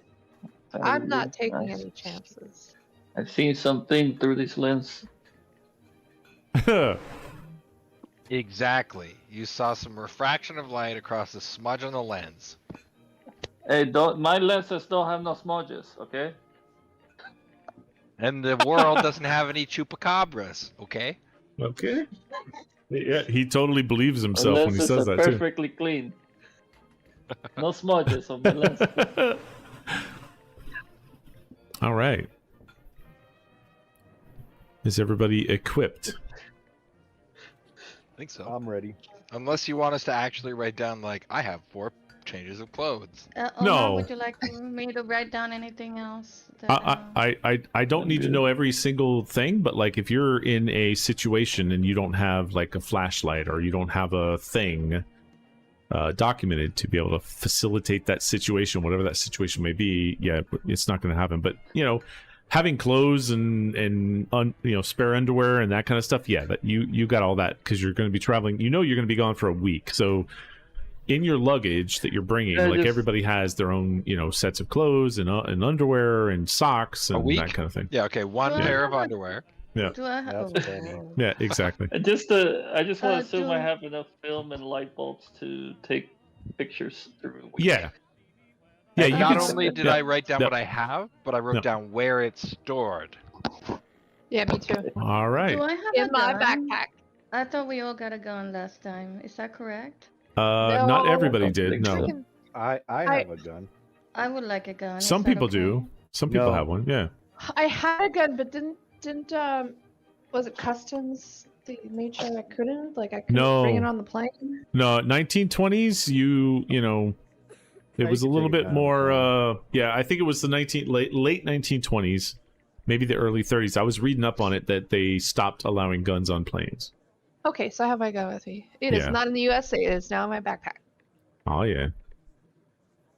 Yeah, Taking a you gun. could even like put it in your suit, in your like little carry-on case, and stick it up in the airplane. Like they were like, there was no TSA or whatever back then. It was just kind of like, hey, we trust you. You're a good person, right? Right. Oh yeah. Well, back then you could only kill 6 people with it, assuming that it didn't misfire. That is very true. And like it even said in some of the ammo things, like only half of them are actually real, or half of your guns aren't gonna. Yeah, 50% were duds. Yeah. 50% that's. Yeah, 1920s was not a good time to have guns. It was not a gun time. You know what I'm saying? Maybe I should stick to a knife. You could have a gun for sure. It's just Only 50% of your knife works, though. No, Yeah, that's true. not with my preparation. I've cut enough bodies to know. But I'll tell you, like, depending on what your skills are, trying to shoot good with a gun in the 1920s, if you look at whoever has a gun, look at like what it takes on your front page to shoot that gun once you have it in your inventory and you've got it equipped. Yeah, you'll see how hard it is to shoot a gun. Oh, so I should put a knife and a gun on my inventory just to see which one I would be better with? You could, yeah. If you put it in your inventory and you equip it, it'll tell you like in your inventory, if you equip it, like for example, if I carry for Virginia, let me see. I don't see it. Let me see. Carry equipped. If I put it equipped, it shows up on her front sheet as under main as a ranged weapon she can shoot. But if you look at the percentage, Add a machete. just type it in. Machete. I Yeah. just saw it. Is And there? actually, they do have it. In, Yeah, in they should have items. that in items. Yeah. Search. Yes, at the bottom. You type in Storybook? Oh, there we machete. go. Yeah. If And at the then top it says dragging items and its group is all, yeah, just drag and drop it into your inventory. And then, Okay. So delete the it's- one I have. yeah. And if it's in your inventory, if you have it, like, on the right side, there's a bubble. And that bubble can be empty, it could be equipped, or it could be carried. Those are the three Okay. things that you can do, right? So, like, for example, I was going into Virginia's, and I made her revolver as equipped so I could see it on the front page. Oh. Yeah. You see how on the right side, I'm kind of clicking your... So I put it in my backpack, and you're like, no. Well, I wanted you to have it... Anytime. Yeah, I wanted you to have it in your range so you can see that you can shoot it and what the percentage is. It doesn't... Yeah. I mean, still, you're going to have to pull it Gotcha. out, but that's... In Cthulhu, Yeah, no, I it's- noticed yeah. my knife, I had to have it equipped too. Yeah, totally. Yeah, if you don't have the knife equipped, it won't show up on the front either. Yeah. And you'll see the percentage of to hit. And depending on your skills, I see. Okay. it might not be that good of a percentage. You know what I'm saying? I'm Okay. going to miss a lot with that. Yeah, generally speaking, the percentage to hit is kind of rough. I'm But going to at least you unequip that tried. because I'm not walking around town with a machete in my hands. You can keep it believe it's equipped very normal. just for to keep it on your main, but yeah, you wouldn't walk around with it in your hands, right? You would just have it equipped so that you can see it, and then you say, "Oh, I pull out my machete and I attack." So Yeah, we're just gonna assume that it's sheath. yes, exactly. There's a Oh, lot of no, we're not assumptions going- here. I'm not gonna make you like say, "Hey, I'm gonna equip it." Then you have to go We're- click on the equip. Sorry, Omar. I don't know what these people are talking about. I'm not going to be hacking anybody. This is for the forest, Get the leaves out of the way. Exactly, You that's guys what I talk was here. saying. There you go. Yep. There's no chupacabra, just vegetation. Hey, man, stop with the chupacabras, okay? You're making me feel weird. All right. So is everybody Okay, equipped? so we were going to meet Jesse because he's gonna talk to one of his associates. Yeah. So I just looked up what chupacabra means. yeah. Oh, you didn't know? Goat sucker. Yeah. Yeah. It's a what sucker? Goat. Sucker. Oh. Goat sucker. Yeah. It's from Puerto Rico originally. Yeah. And somebody argued with me, one of you, and we looked it up, and sure is. Sure enough, it. Yeah. So you guys know. It's a Puerto Yep, Rican Chupacabra thing. sightings Yeah. became from farmers You know in why Puerto they Rico call in the it late 1980s. So they wouldn't Yeah. even know what that is in the 1920s. No, Hey, no. hey. I was shit. using it. Yeah, I was using it more to like tell you The guys DM about. said it first, man, so it's canon. Yeah, it is canon. Yeah, It- it's canon now. Yeah. yeah, It's canon, yeah. 100%, man. All right, so everybody equipped, everybody done. Alejandro, you've been very, even though you got yourself dressed up and in your good duds, you've been very quiet tonight. Yeah, well, Oh. I'm waiting for these guys to equip, and so we can get going. So I'm trying not to slow it down, hint, hint, so that we can get on the road, guys. Hint, hint. So I figured if I spoke less, hint, hint, that we could get fucking going. Or you could narratively motivate it. Yeah, exactly, dude. Like your character Usually starts Locantis is banging on not this doors. quiet. Yeah, he's more of a Yeah. get in your face For kind a of dude. weapon, is 10% bad? It's not great. Yeah, Well, remember, You have to roll wanna under the you have to roll below it. under that to hit him. Yeah, Oh, Right. so okay, so no, let's not do that. yeah. Like Alejandro, I would have to roll. Let's see, that was a 40 No. something, and that was a fail. Okay. Yeah, So yeah, that's you're bad. you guys are not you're Okay. not fighters. That's not something you normally do. Is just go out and kick somebody's ass or or do any of that stuff. It also, I think it relies on a lot of your skills, and I think your skills are currently not. You're all not like fighters. You didn't come from the army. You didn't try to put those skills in those particular places. Yeah, there were a few background. I mean, whatever you call it. There was like an assassin one. Yeah, and where there you could was, be like, really other good at stuff like fighting. that. Yeah. Like, There were 100%. military ones as well. Yep. You guys are not, as a group, you're not a fighting. You're not out there to try to kick somebody's ass. I guess I figured somebody else. I would mean, do we're that. explorer treasure Mhm. hunters, right? So we don't. Yeah, no, we're not that is very expecting true. Too much of a fight, so. Yeah, no, that is true. I'm here to actively disbelieve. So in the morning, in at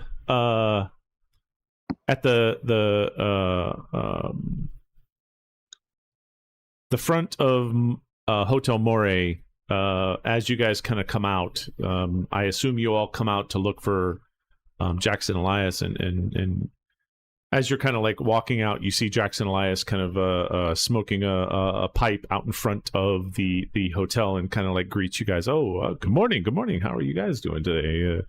How was the drinks? Were the drinks good to you last night? Terrible. Yeah, Bessie looks Think rough. some Like aspirin can't help. she's like, what? Yeah, that's true. Aspirin is a good thing. Jackson says, and he kind of tips his hat. Do you guys ready to head out? We're gonna go over to the Museum of Archaeology and Anthropology and see my friend, Professor All right, Sanchez. Let's go see your friend. Let's go. So he kind of hails two cabs. You guys kind of jump in those cabs. Jackson Elias kind of pays for both of the cabs as you get out in front of the museum. And you see this like huge building with really nice stone facade, and it's clear that it's been here for a very long time, and that it's kind of a solid museum. And Jackson says, "Yes, let's go inside." So he kind of ushers you inside,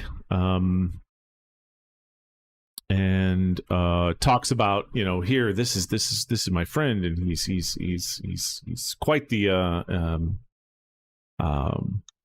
archaeologist and anthropologist. And Before we go in, I say, hey, everybody, come on, let's get together a little bit. Come on, this is a good picture here. Come on. Oh, yeah.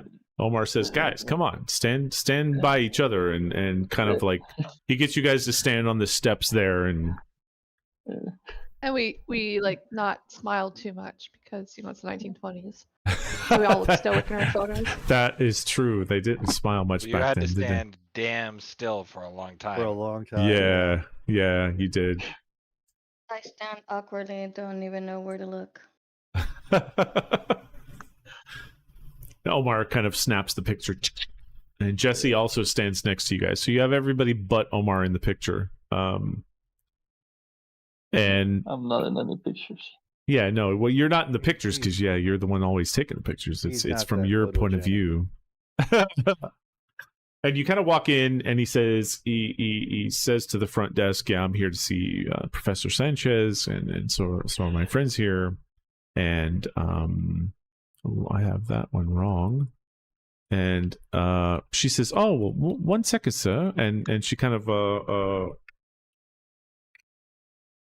walks in the back and kind of tells somebody, and you see somebody running off into the distance, and she says, "If you go down to room 203, that's where his office is." And you guys kind of like walk down the hallway, and you walk into this room, and sitting at this at a desk and kind of a bunch of papers and kind of like, deep in thought is Professor Sanchez, and he looks up and he goes, well met, everyone. Hello. Hello. I miss you. What brings How do you? you do? What brings you all to the Museum of Anthropology, or Archaeology and Anthropology? We are looking for a lost pyramid. Jackson brought us. Yeah. Yeah, I'll get we- Jackson. Oh, right. Jackson. He kind of looks. Jesse Jackson. Yeah, he looks behind you guys and goes, "Jackson, my friend," and Jackson walks forward and says, "Yes, how's it going, Professor?" And they shake each other's hand and kind of grab. You know how they'll shake a hand and kind of grab their arm with the other hand and kind of like, nice strong hand. Man, it's been nice to see you again. And he says, "Yes, it's been far too long. You've been down here for about a month now, and I've only seen you a couple of times." And he says, "Yes, well, I've been busy trying to do some research and understand everything about what's going on." And Professor Sanchez says, "Well, how can I assist you guys? What can I help you with?" So I tell him about the two artifacts that we saw. I think it was 5th century Teotihuacan or Tanaquan, and then 15th century Incan. Incan. Yeah. And Incan. give him all the details and tell him that we believe that we're trying to find a pyramid where both of these artifacts were found, and just give him all the details and see what he can do to help. He goes, "You're talking about that Larkin chap," and he kind of looks over at Jackson, and Jackson nods, and he says, "That guy, I don't. Every time I've tried to talk to him, I'm. Oh, what was that? Somebody did something. Mhm. Some script just died." He says, "I've yeah, it's probably just a DM thing where somebody was messing with their skills or something." Is No, what I it make looked I like. notes. deleted something when it did that. Oh, you might have deleted a skill you shouldn't have. We'll check that later. He says, "Yeah, I saw the posting in the paper, and I tried to talk to this Mr. Larkin, and I was so interested in going on the expedition, but I Mr. Larkin kept rebuffing me. He said no. He didn't want me to go, and I tried to show him my credentials and that I work at the museum, and I, in Peru, just like other countries, I don't want people coming in here and stealing our treasures and our culture and our identity. And I know you guys can understand this, right?" I mean, if you don't even know where the pyramid is. And that's the challenge. I don't know where the pyramid is, but he says that he does, and so I really wanted to go with him. I don't like looters. I don't want somebody to loot the site without us being able to record something or document it, right? I see. Let me see if I understand correctly. You're worried about losing something that you don't know exists. Or possess. But I do know that from my research that there's something out there, but Larkin says that he knows where it is. And I have I have a research assistant. Her name is Rizo. Where's her Go name? on. Yeah, I'm trying to remember her full name. Wait a minute, Jackson. I thought he's the one who knew where to go. Jackson says, "Well, he knows more about it than I do, and I've been talking to Professor Sanchez about this." And Sanchez, yes, I have a research assistant, Trinidad Rizzo, and she's very knowledgeable and has been doing some research. She has a paper on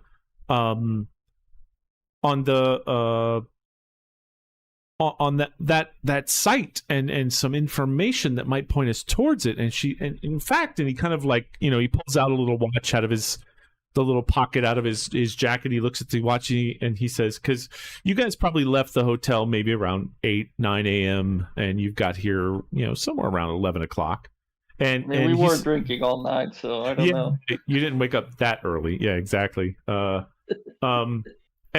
And so he says, yes, she was going down to bring me that paper because I was going to look at it right now because Jackson and I have been talking and we know that Larkin is going to leave on Monday. I know that he was going to leave on Monday. He's been pushing me out and telling me that I can't do anything. And I haven't heard from Trinidad Rizzo in quite some time. She's usually quite quick. She's a young lady that that's been an excellent assistant to me.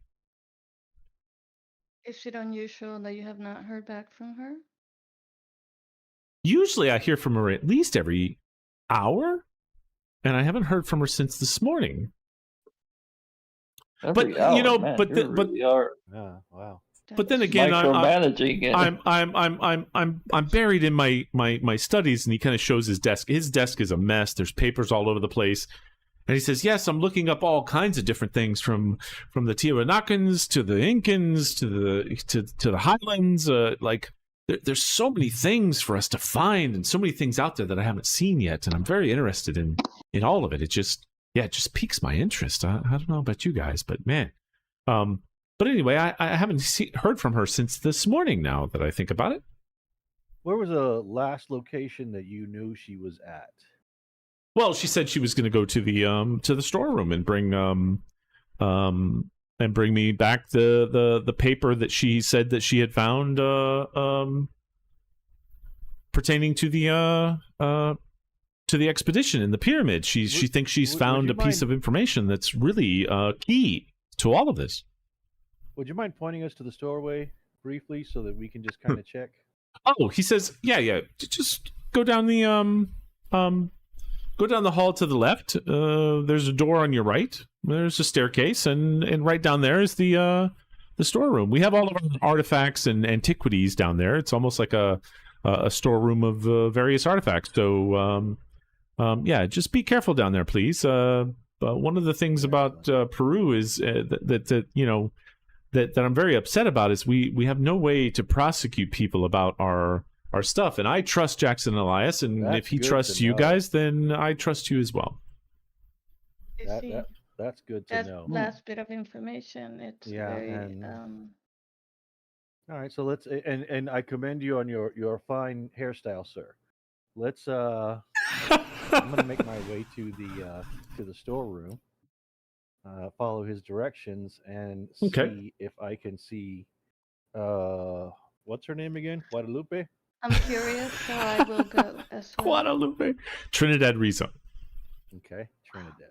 Oh, that's so offensive. You think all Hispanics and you kind of see on the wall as you're leaving his office is sort of a picture of all the main staff in the place, and you see a picture of Trinidad Rizzo.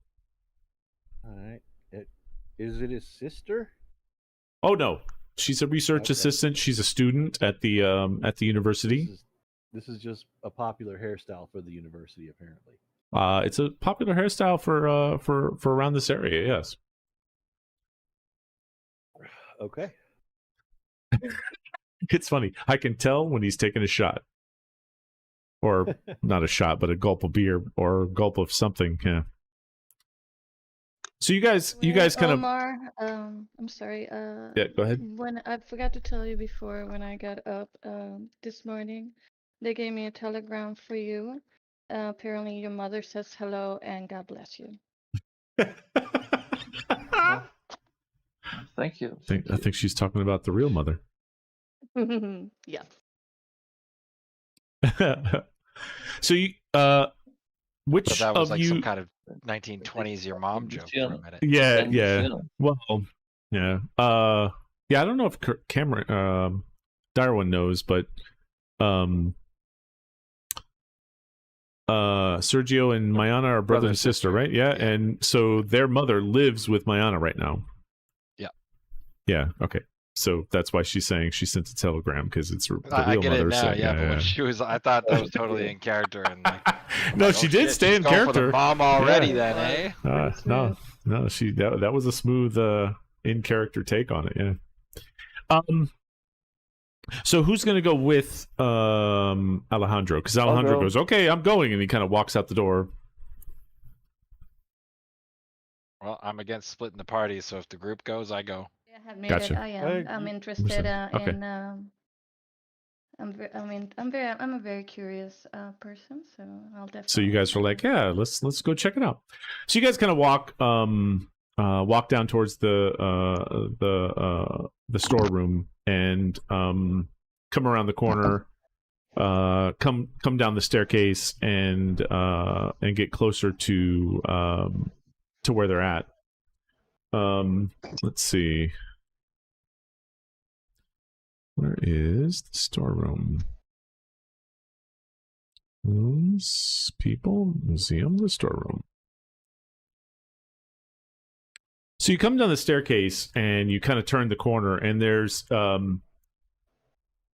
it's almost like it smells musty. There's a lot of boxes. It smells like stuff has been stored here for a very long time, things that probably shouldn't be stored here. Lots of different things all over the shelves. You can kind of see, at least in this picture, you can't see sort of into some of the boxes are like peeking open, and there's like sawdust or newspaper clippings kind of packing something that's in there. And so you're kind of coming down in here. And who's in the front is what I would like to see. Pretty sure it was Alexandro. I think it is Alexandro. Yeah, absolutely me. Totally not me. I'm not necessarily waiting for the party. I'm kind of like, when I said it, I'm like, I'm going. You know what I mean? Like, I'm on my way already. No. Sort of in front of you, you see these boxes that are all piled up and falling over, and it looks like sort of if you look, the boxes in front of you in that picture, they look decent, but then the next boxes are kind of a little crumpled over, and then you kind of turn the corner and more boxes are crumpled over, and you kind of walk down this like very skinny hallway, and in front of you see a bunch of the boxes kind of all fallen over, and it looks like you kind of need to move some of those boxes out of the way and kind of move past them. You mean to get by? Yeah, if you want to. It kind of looks like there's to continue forward. Yep. Almost as if somebody were running and they threw a bunch of boxes down to maybe maybe down. or something along those lines. All right, so I'm gonna just do a quick scan. Or maybe Trinidad is stuck underneath them. Virginia kind of says that from behind you. Turn into like a help step, bro. I'm stuck kind of thing. Yeah, we gotta help her. Help me, stepbrother. I start moving some boxes quickly. I'm looking around the room just to be sure, because you know what I mean. This Virginia's like, come on, Alexandro. Oh, come on. Maybe Rizzo's in. Maybe Trinidad is in trouble. I'm not waiting for him. I'm moving stuff over. You're just like pushing stuff. As you kind of guys, maybe she's under here. As you get into the snakes? What is that? I said she's gonna get bit by a book snake. No, No, it won't be a book snake. As you're kind of pushing the boxes and moving past Alejandro, because he's like, I don't know what's going on here. What is happening? You're pushing boxes and kind of like trying to stack them back on top of each other, and you kind of get back into the back. And sort of laying on the ground is this sort of... It looks like Trinidad Rizzo, but like her face, like almost like all of her blood and fat and everything out of the body is gone. So it's like an emaciated, mummified, large, sort of body laying on the floor, and her face is kind of like open, and her mouth is open, and her eyes are like wide open, but they're all dried out, like all the liquid is gone. And there's a giant, large disc of bloody flesh missing from her chest, almost like it's been ripped open. And her shriveled face is frozen in a mask of terror, eyes still wide and staring. Why don't you go ahead and roll me a sanity roll, Virginia? Oh my god. Already. I believe the young lady is deceased. Well, don't touch anything. And I. Where do I roll? How do I roll the sanity? It should be on the front of your character sheet, the first tab, and it should say San, and you just double click it, I think. San. I think so. Let me open up the character sheets because I myself. Sanity and max and current. Let's see. Yeah, roll. Double click the sanity. I think so. No, it's not working. Omar's definitely snapping some pictures. How do we roll sanity? Or a picture.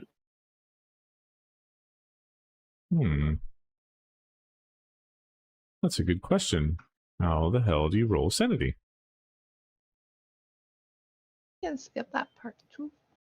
Nope, 99. We can skip that roll part 2. No, that's not working.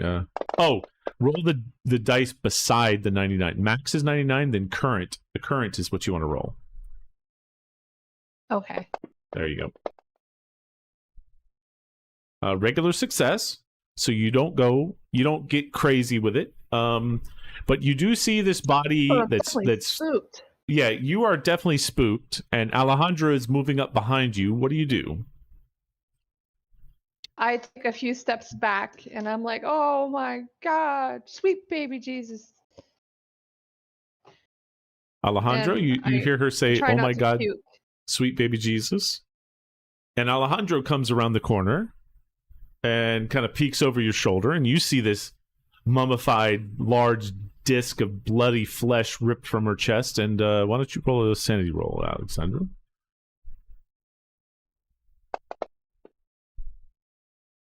Oh, fail.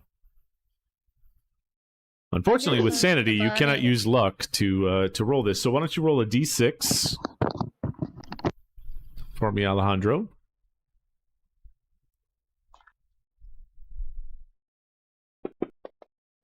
Let's see, sanity d6. A 4? All right, so what you want to do is take your current and subtract 4 and make it an 81.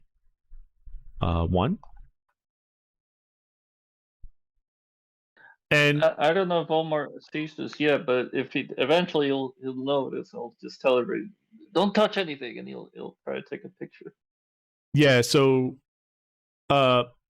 Virginia kind of says, "Oh Lord, sweet baby Jesus," and Alejandro turns and goes, "Oh my God, oh my God, oh my God!" And he starts walking back towards you guys, and he's just sort of in a daze, and he's kind of like, "What the fuck? Oh my God." Oh my God, he's kind of freaking out as he's walking past you guys. So do you guys continue forward?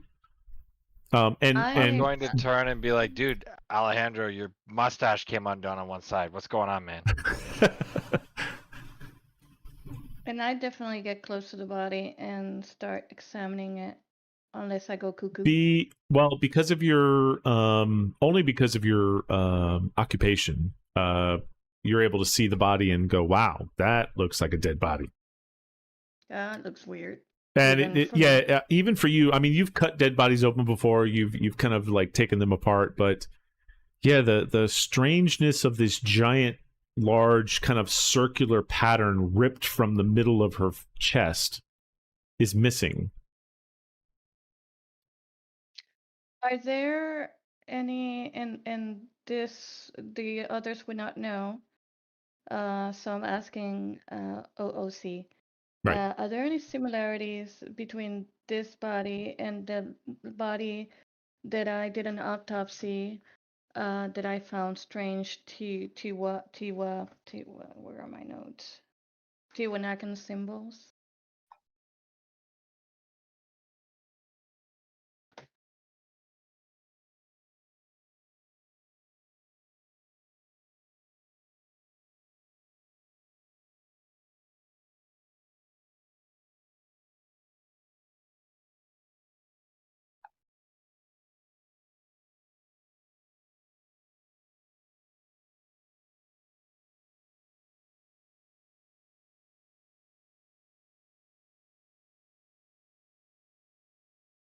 Okay. All right. I'll just yeah, make a mental note that they definitely look similar. So Yeah, this body looks almost exactly like the body that you had. I like it's nothing as normal as if I was preparing myself a sandwich. I put my gloves on and start examining the body. Wait. And I I make sure to take freeze pictures before anybody touches anything. Omar, if you I just do, want- let me see, extension. Do on the left-hand side, bottom left, if you hit +1B, that would be and then Bessie. do a sanity check. As you kind of like say, wait, and you kind of come up there to take a picture because you're like, there's That got to would be something be- wrong here. That would be you, Mayana. Oh yeah, Don't yeah, forget yeah. that. That's true, Mayana. If you hit the Oh, plus yeah, I plus forgot 1B, again. yeah, +1B. Sorry. Oh my god. It's Plus one bonus 1B. dice, yeah, because he's a photographer and he's seen some things. I'm gonna give him a bonus Alright, die and I'm on his. rolling. Didn't Bessie already roll for sanity? Yes, but That's now me. Omar She's has rolling to. me. Yeah, Oh, Omar. So Yeah. so I'm rolling for Omar. sanity. Did Yeah, I it should be on the successfully stop Alejandro from running away? Oh, you plus did stop 1B, him, and I he's kind of see like it. looking at you, just, and he's not saying anything. He's just kind of like he's kind of in shock. Alright, and I did the plus 1B, and now how do I roll the sanity roll? you It's just the said? it's the one that says current. You're gonna double click that. The one And right that beside is it. on the scale? Is that on the scale? No, it's on the Omar's right. it's on the yeah, but On the main Omar page? is not connected to Fantasy Grounds. Oh, right. Yeah, it's on main, and it'll say sanity max, sanity cur, and you're going to double click the cur. And just so you know, Alejandro, you got to make sure you changed your max, not your cur. All right, there we go. Success. Ooh. Extreme success. So yeah, Alejandro steps up. Omar steps up in there like it's no big deal, and is like, "Yeah, man. Hey, I've seen this stuff before." Click, click, click. He takes a bunch of pictures of the dead body.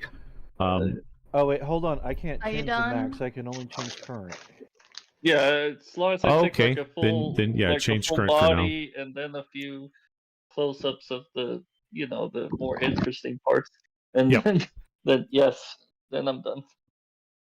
Well, one of the things that, as you're kind of taking pictures, and Virginia is kind of saying "Sweet baby Jesus," and Bessie is kind of like getting closer to the body, while Emerson is kind of consoling Alejandro in the background as you guys are kind of checking this out. Laying beside Trinidad Rizzo is sort of a folder with some papers in it, and most of the papers are not they're not really that interesting to you. They're kind of maybe her timesheet from last week, her some of the other stuff like that, some informational things, whatever the case may be. But stuck inside there is another sort of manila envelope that says Larkin pyramid information for Professor Sanchez, and you guys get this document. And if you want, I'll go ahead and read that to you. Share That the could be a record. clue, guys.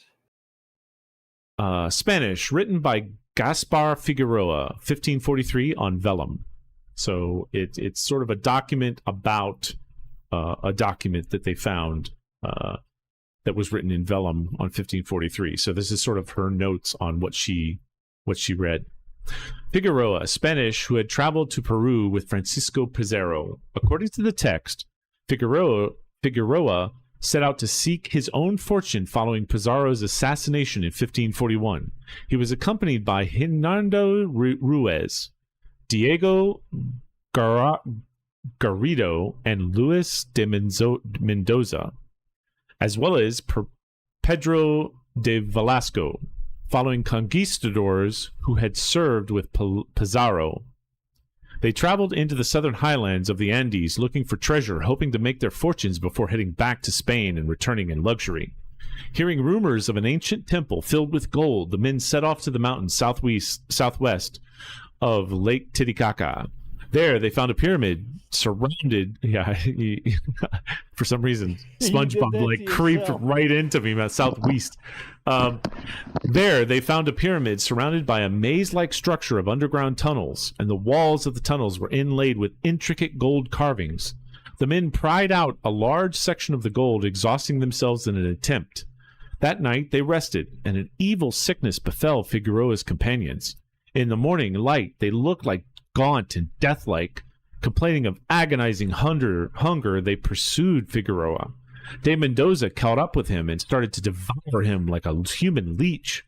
Figueroa shot his friend in the head and fled, pausing only to snatch up as much gold as he could carry. Figueroa eventually arrived back in Lima, hoping to get passage home, but he was too weakened by his ordeal. Figueroa described himself as wasted and little more than a walking corpse. I read final confessions as Figueroa attempted to lift the guilt of his avarice he had placed upon him. He believed that his fate, and that of his companions, was brought on about the desecration of a holy place, and his most fervent wish that he could undo the damage that had been inflicted. He described how he can still hear his friends' voices crying out with inhuman hunger, and how in the dark of the night he can hear another voice, ancient and seductive, promising him eternal life if he turns back to the temple. The voice told Figueroa how to contact him, but it seemed Figueroa was afraid to ever try to attempt this. A postscript by this postscript was written by the priest who performed the last rites and stated that Figueroa died a day after completing his final confessions. His last words were an entreaty to whatever gods were listening to forgive him for his blasphemies.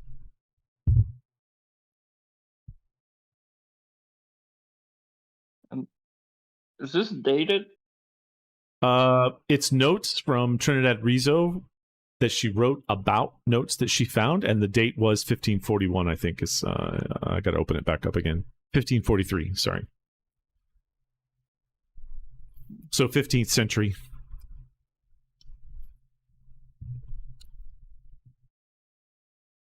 This could be a clue, guys. You think? You think? I'm gonna put I'll put it in chat if you guys want to save that somewhere. The actual, I mean, it'll be part of your images. It'll still be in images for you, so you can still look through it. But yeah. So I've been writing notes, and I've made them all public. So if you go to notes, yeah. under session 1B museum, I have all the images we've gotten so far, and that one's in there now. Oh man, might be some bonuses for Virginia Lake. Well, I'm the new American. You're not here to do it. That's true. And no, it's not in Google, but yeah, no, that works because it's in the game. Yep, and it's appreciated. Oh yeah. Oh so yeah. say we all. So say we all. Future me appreciates it. Yes, that's true. I always tell my developers that documentation is a love letter you write to your future self. So what do you guys do now?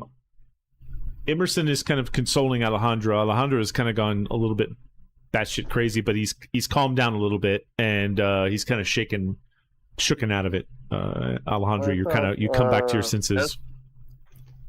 Wasn't Bessie about to do an autopsy or something? She was I don't putting know. gloves on. or What is she doing? Yeah. I'm examining the. Well, I'm not doing a full-blown autopsy. I don't have my table and tools, but I definitely want to examine the body in as much detail as I can, given the tools that I have. Why don't you roll a medicine check? Taste it. On it. And do you hear me breathing heavy? I just wanted to listen. Oh, you weren't at the computer? No, we didn't hear that. I was helping my mom with someone. With Gotcha. Ooh, wow. Extreme yay. success. Even though the body is emaciated and very and the disc is torn out of the flesh, like it still seems like that disc and the flesh around the hole and sort of the blood that's around there, it's still very fresh. Like maybe, you know, it's not like she's been here dead for a long time. Maybe 10 minutes. Chupacabra. And she has not. I let starts everyone know. chanting. She has not been that long. 10 minutes, perhaps. Chupacabra. No longer. 10 minutes. Yeah, maybe. Still there. Yeah. Might still be around here. And I start Yeah. looking around. So that's what I'm getting at. Why don't you roll a spot hidden, Betsy? Anybody else that's in that area can roll as well, Virginia or Omar? Yeah. Because you guys are kind of like standing there and looking around. But hidden for me? Yep. And if you can do one for Omar also. Yeah, I'm doing it Betsy, right yeah. now. No. Spot Nope. hidden for. Wow, Yeah, that's Virginia there it and is. Bessie, yeah, it doesn't see anything. Oh, wow. So Omar has a hard success. That's a great spot. Yeah, hidden. he's got a good spot hidden Hey, man, actually. I gotta see things before I take pictures of it. That's true. I'd like It to goes talk right with your about character. hidden spot. Yeah, dude, you're looking good. So Omar, you two are kind of like looking at this body and going, "Wow, it's really fresh." And Omar's kind of looking around, and there's two things that you notice, Omar, in the just beside the body. It looks like that there is a box that's been pried open and then kind of closed back. So it doesn't look like the boxes that have kind of fallen around. It looks like a wooden box that somebody had taken a crowbar and pried open and then shut it back and kind of shoved it off to the side. And when they did that, you can see the one of the things also that you see is that the wound around the thing, which Bessie kind of figured out also, not only is it nice and fresh, but there's sort of this like it's a white kind of liquidy substance around the wound, but it's also kind of trailing off to the left down one of the stacks of these boxes and stuff. There's sort of like little hallways inside this room, and each one of those hallways has like shelving up and down to ceiling to floor, like you see in the picture. And so the sort of the goo kind of trails off to your left, but there's this box in front of you that looks like it's been pried open and then shut, pushed shut again.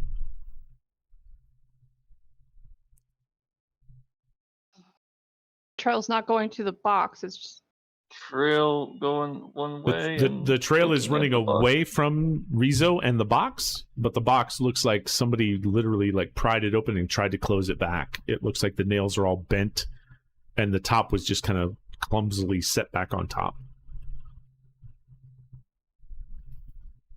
So I tell folks that I point at the trail. So everybody sees the trail when I point at it. And then I do have a crowbar, I believe. But I look at the box and hesitate, like, do I really want to open this thing? It doesn't look like they hammered it back on. It just looks like they placed the top back on it, because it's still like a few inches. The top is a few inches off the bottom, and you can see the nails. You can even see the bent nails from where you're at.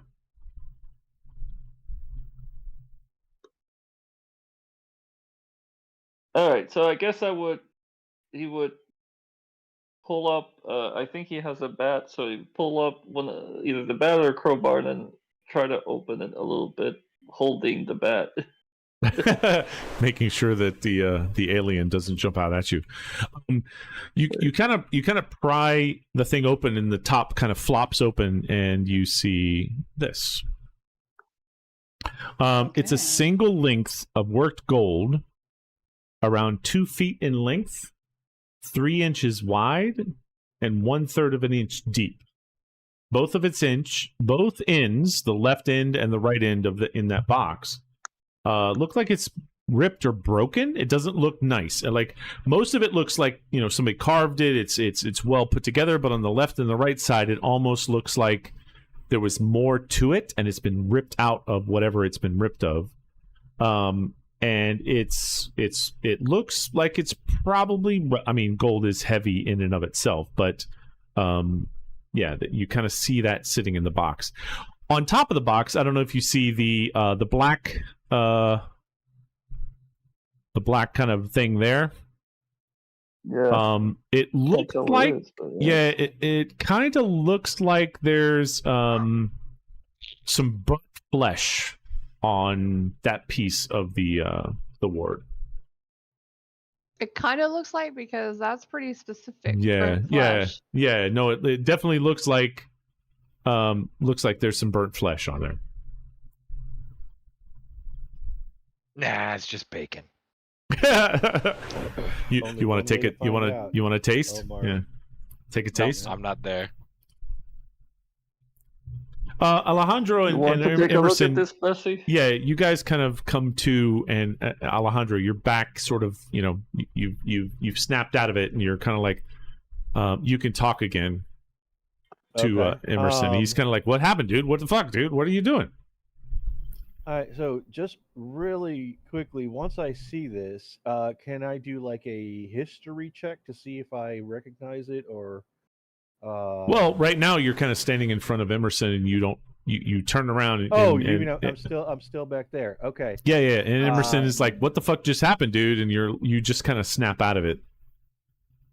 Okay.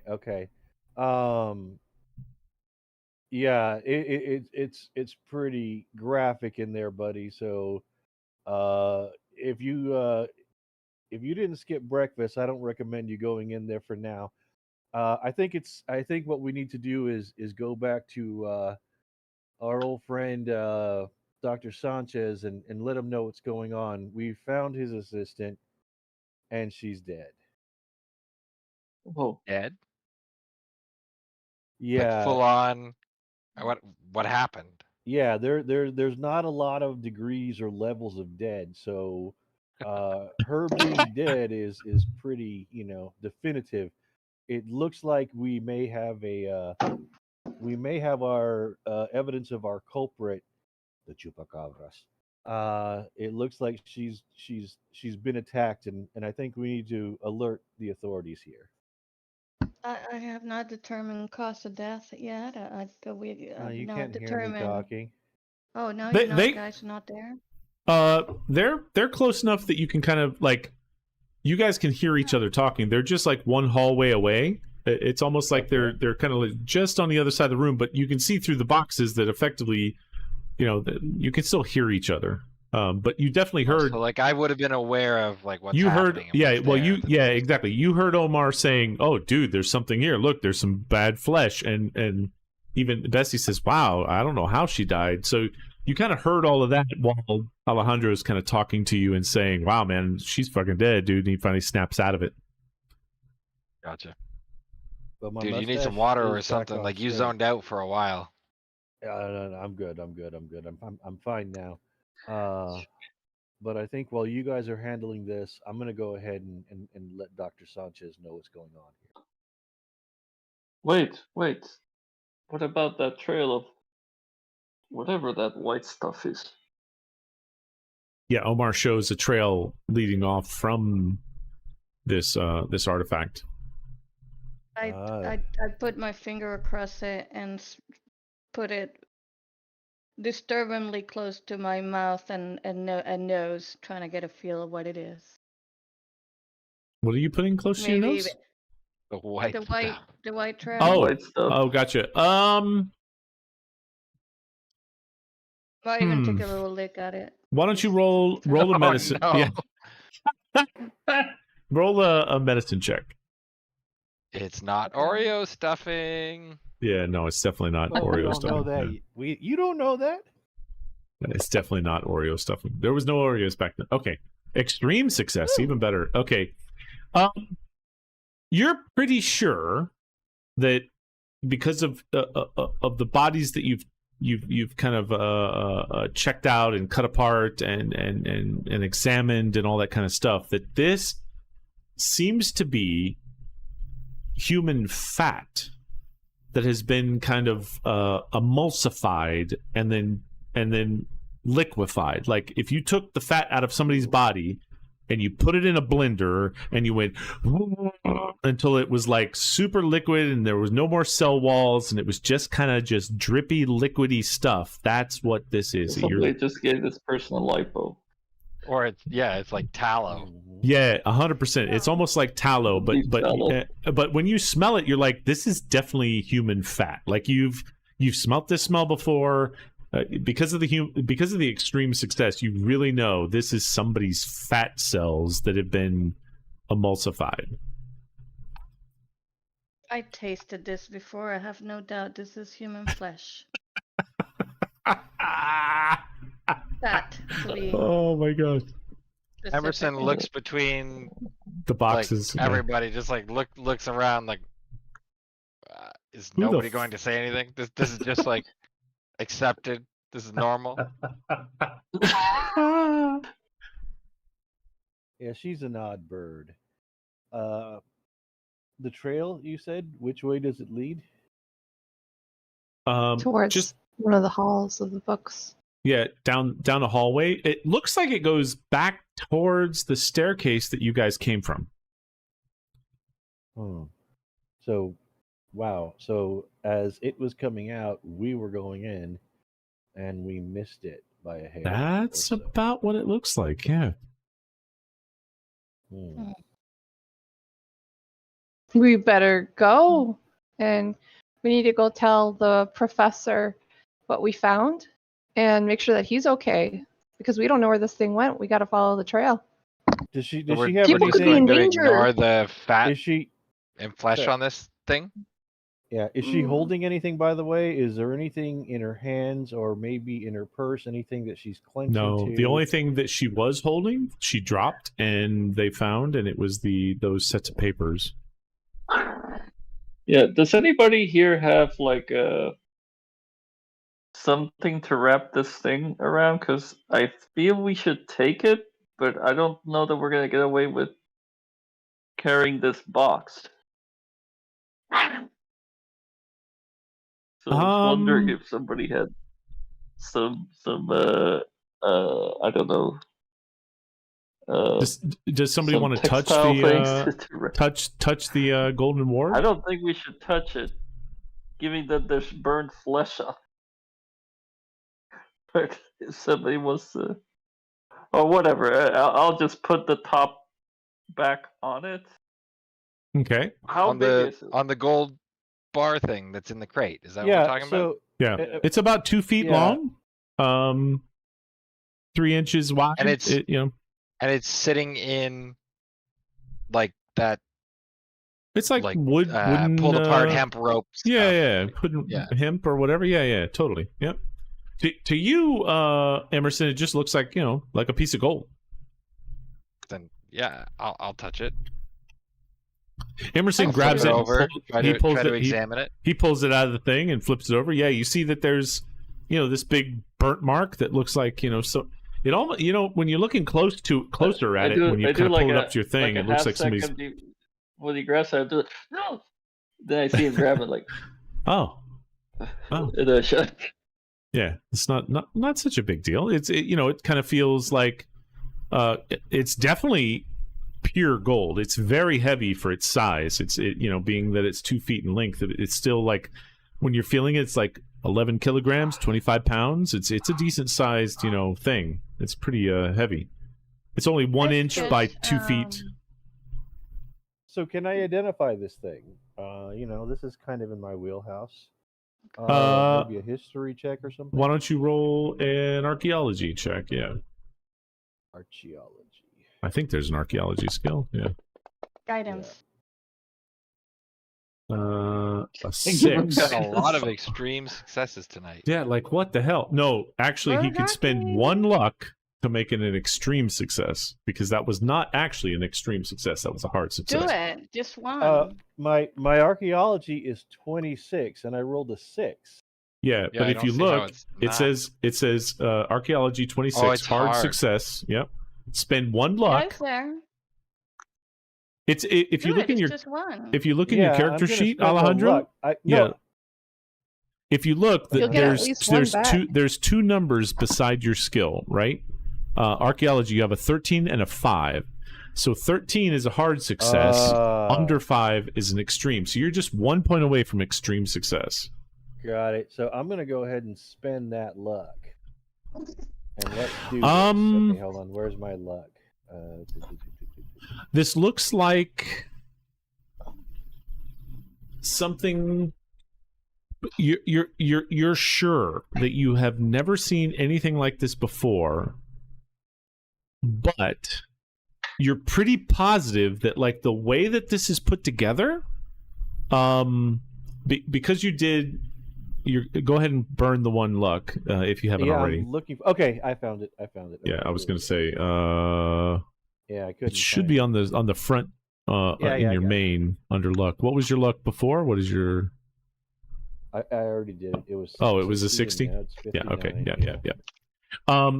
Yeah. Keep in mind that you spent luck, because at the end of the session you can get luck back. Everybody can actually.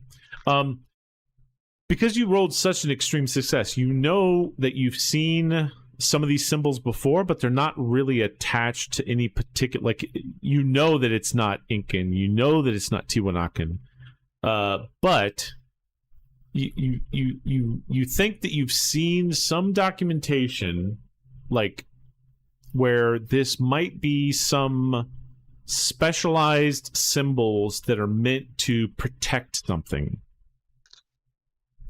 And for example, you've seen the Necronomicon, and you know that like some of those symbols in there are meant to protect you from evil. These look like symbols that were meant to protect someone from evil. Okay, so it's like a ward of some kind. Yeah, exactly. Yeah, well, that's what the name is, Golden Ward. Not sure it works. Right. Because he can pick it up. No, because there's literally a dead body next to it. Yeah, well, there is burnt flesh on it. Something tried to grab it but couldn't. Are there any burn marks on what's her name? Oh no, there's a big giant gaping hole in her chest. Okay. Yeah. That could be a problem. Yeah. My Bessie, I thought you said in fact when cause of death yet. When Emerson goes, wait, how did she die? And he looks over at her and she sees this big gaping hole in her chest. Go ahead and roll a sanity, Emerson. Okay. Because then you kind of step forward and you're kind of interested in it, but you finally seen the body for the first time. Yeah.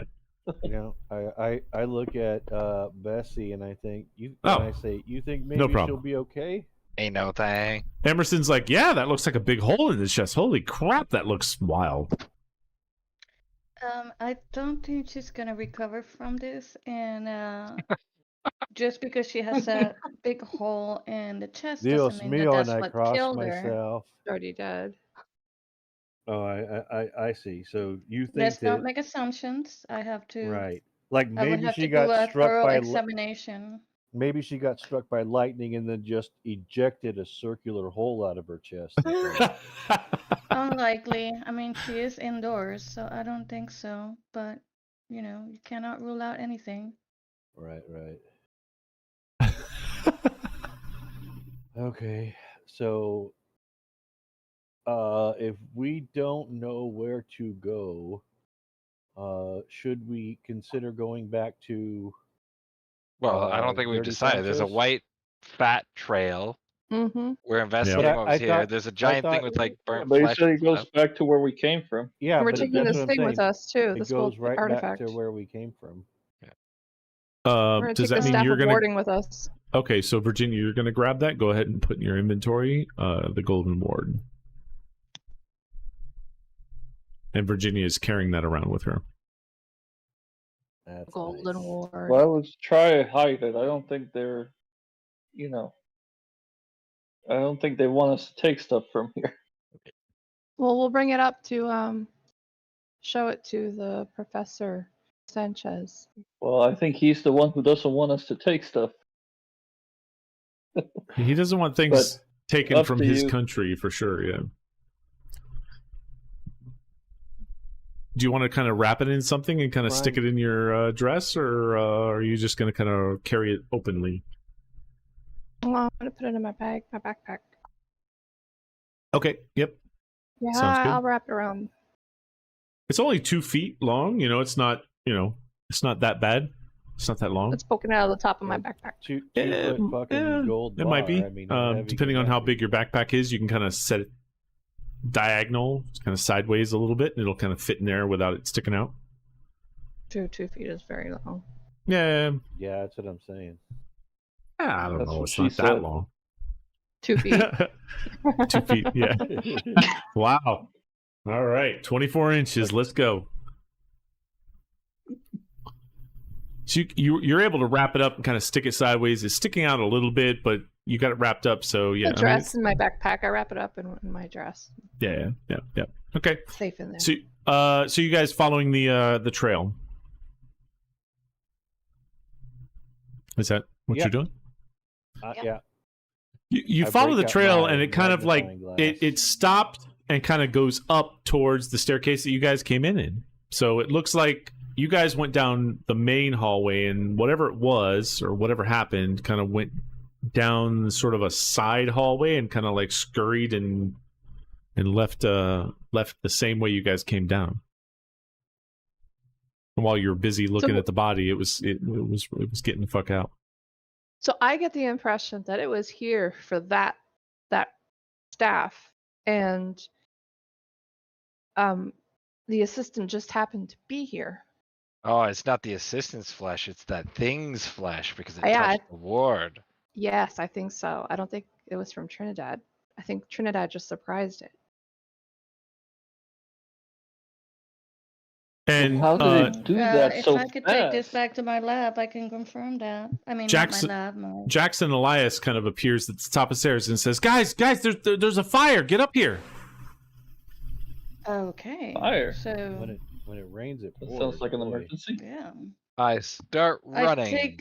I No take stamping. one more quick look at the body to see if there's Where's anything. the emergency exit? Omar's like, "I'm getting the fuck out of here." Anything You take one that, more. Why don't you spot worth- hidden? Roll a spot hidden, Bessie. Okay. Yeah. So, okay. So spot hidden. Not my best. You don't notice anything else, and everybody else is kind of like dashing up. Then I dash. Awesome. You guys all kind of run upstairs and sort of down the hallway towards the professor's office, off to the side to the right. There's kind of smoke coming out of a room, and Jesse's kind of like, "Guys, holy crap! Do you have any water or something? Look at this!" And you guys kind of run and Nope. look in this room, Nope, and it's I'm a looking for the exit. Omar's like, "I'm getting the fuck out of here." Omar kind of like runs down the hallway where like everybody you start hearing like meh, meh, like the alarm, the fire alarm's going off or whatever, and everybody's kind of like, everybody exit the building, and 2 or 3 people are kind of like pointing towards the front door. If you're looking, Omar, like this way to get out of the fire. What is Omar? I'm looking for the gathering area. Yeah, everybody's walking out the front Emergency door. Like, gathering area. they're all booking the fuck out of here. So yeah, Omar kind of like falls in with everybody else and kind of walks outside. What does everybody else do? I definitely go go where- outside. I follow Jackson. I think we Jackson need to go kind back of like- to that dude who told us Wait. to come check this out. Like, Where's Jackson? yeah, what was his name? Oh, His Jackson. Jackson. His Yeah, Jackson. If you're nasty. Yeah. Yeah, he's basically pointing in this closet. He said, "Oh man, this fire!" And he kind of goes in and he points into this. It looks like a little closet room. And then when you guys get over there, and he kind of like he's staring at the floor, like with his mouth kind of like wide open, like what the fuck? And you guys also kind of like turn the corner, and sitting in this closet room is like this bucket that has a bunch of rags in it, and they're all on fire, and they're just kind of burning and creating smoke. Yeah, it's linseed oil. That when you It does look like linseed oil, actually. when you What's that? varnish things, and if you don't clean it up, they can combust if you stack them like that. It looks like the bucket's like right in the middle of the room. It's a metal bucket, and there's a bunch of rags inside of it, and it's all on fire. Yes, looks like a distraction. So someone did it on purpose, or yeah. That's it might feel like that. Anybody around me that does not look panicking or like, holy fuck, it's a fire? No, Like pretty some- much everybody is panicking. Why don't you do a spot hidden? Well, damn it. Oh, I'm Mayana? doing it. I'm doing it. Yeah, sorry. I'm doing I it. forgot. Yeah, he can't roll it. I'm like, man. Oh my god, Yeah, dude. I'm sorry. How did you That's fail? fucking You good. got the best score. You've got Because the you have to best roll spot You hidden. can spend 24 luck. if you 24 want luck, to dude. succeed. That's just a barely That You have seems like a lot. 65. You Yeah, have she rolled a 65. 99. That seems like a lot, so fuck Yeah. it.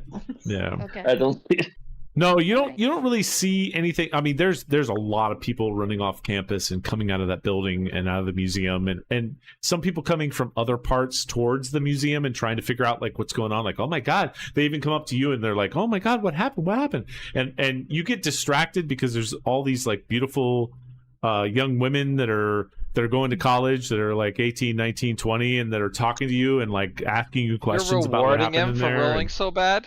Yeah, well, I give them that's what I keeps give him some of them my from card focusing in on what case- happened. I give them my 99's a card in total case they fail. want to do a photo shoot. I tell them Oh, I'm they're all totally like, "Ooh, wow." professional. They're all like very interested, and a bunch of them take your cards, and yeah, they wouldn't mind to have a photo in there. I tell them about that Charlie Chaplin movie. I did the photo shoot for the lady that was dancing next to him. Nice. You tied that right back to there. That's pretty cool. So the rest of you are standing in this closet and realize, yeah, it's probably this fire might be a distraction. I come out of the closet.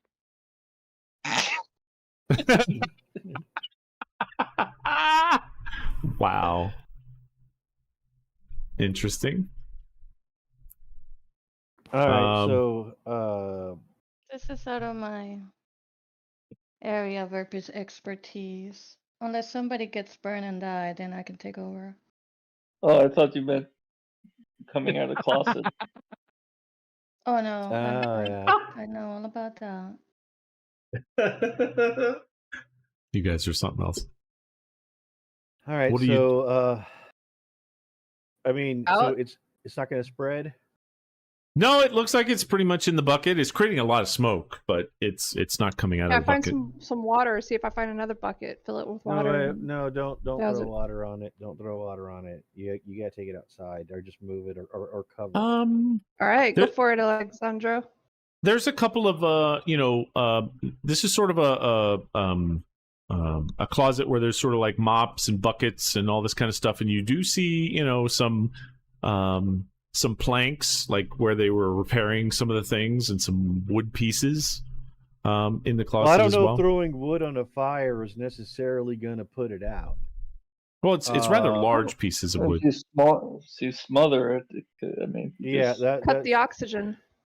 it's not that type of reaction. It's a ectothermic reaction with the oil. So but we need to just kind of Assume take that it, that's what smother the it. cause was, but if it is, somebody that started it to cause a distraction. It might not be that chemical that Oda busted. Yeah. All right. Well, let's cover it up, and then where to? Yeah, boys? What you have a guys Just piece need of- to smother it.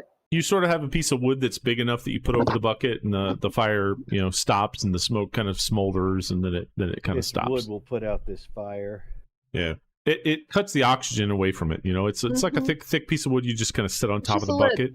Yep, Yeah. There it's are a no lid. flames, Yeah, exactly. There's a right? lid. Yep. No, not now. Now that you put the piece of wood on top. Yep. All right. So, do we know where Dirty Sanchez is? You know where his office is, yeah. Professor All right, well, Sanchez, yes, not Dirty. We got to go to his office. You guys step into his office, and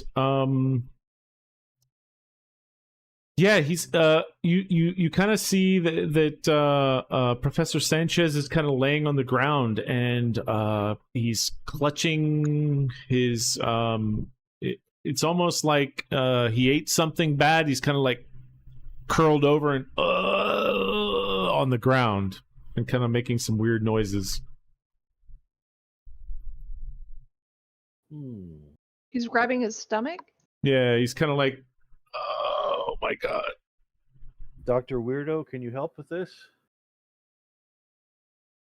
Ron, Let's what see, happened? Why don't you- Although I'm not there. Everybody but Omar roll a spot hidden as this guy's kind of like rolling around on the ground. But Omar, you said, right? Yeah. Yeah, because I'm not there. Regular, fail, regular. He's definitely clutching at like his mid abdomen area. You can't really see what's going on, but he's like grabbing his abdomen, and not the dead chest then. burster. and yeah, and Emerson as well as Virginia realize that they something's not right with his stomach. Like you can see something like as he's grabbing his stomach, his stomach is all like a jigglypuff marshmallow man. I don't know. It's kind of jiggling. It's moving. I don't know what's going on, but something's weird's going on with his stomach as he's kind of like grasping at his stomach. I've seen this movie before, and I don't like how it ends. It's not that that movie. comes out of their chest. It's Yeah, the that's a chest, not a stomach thing. Yeah,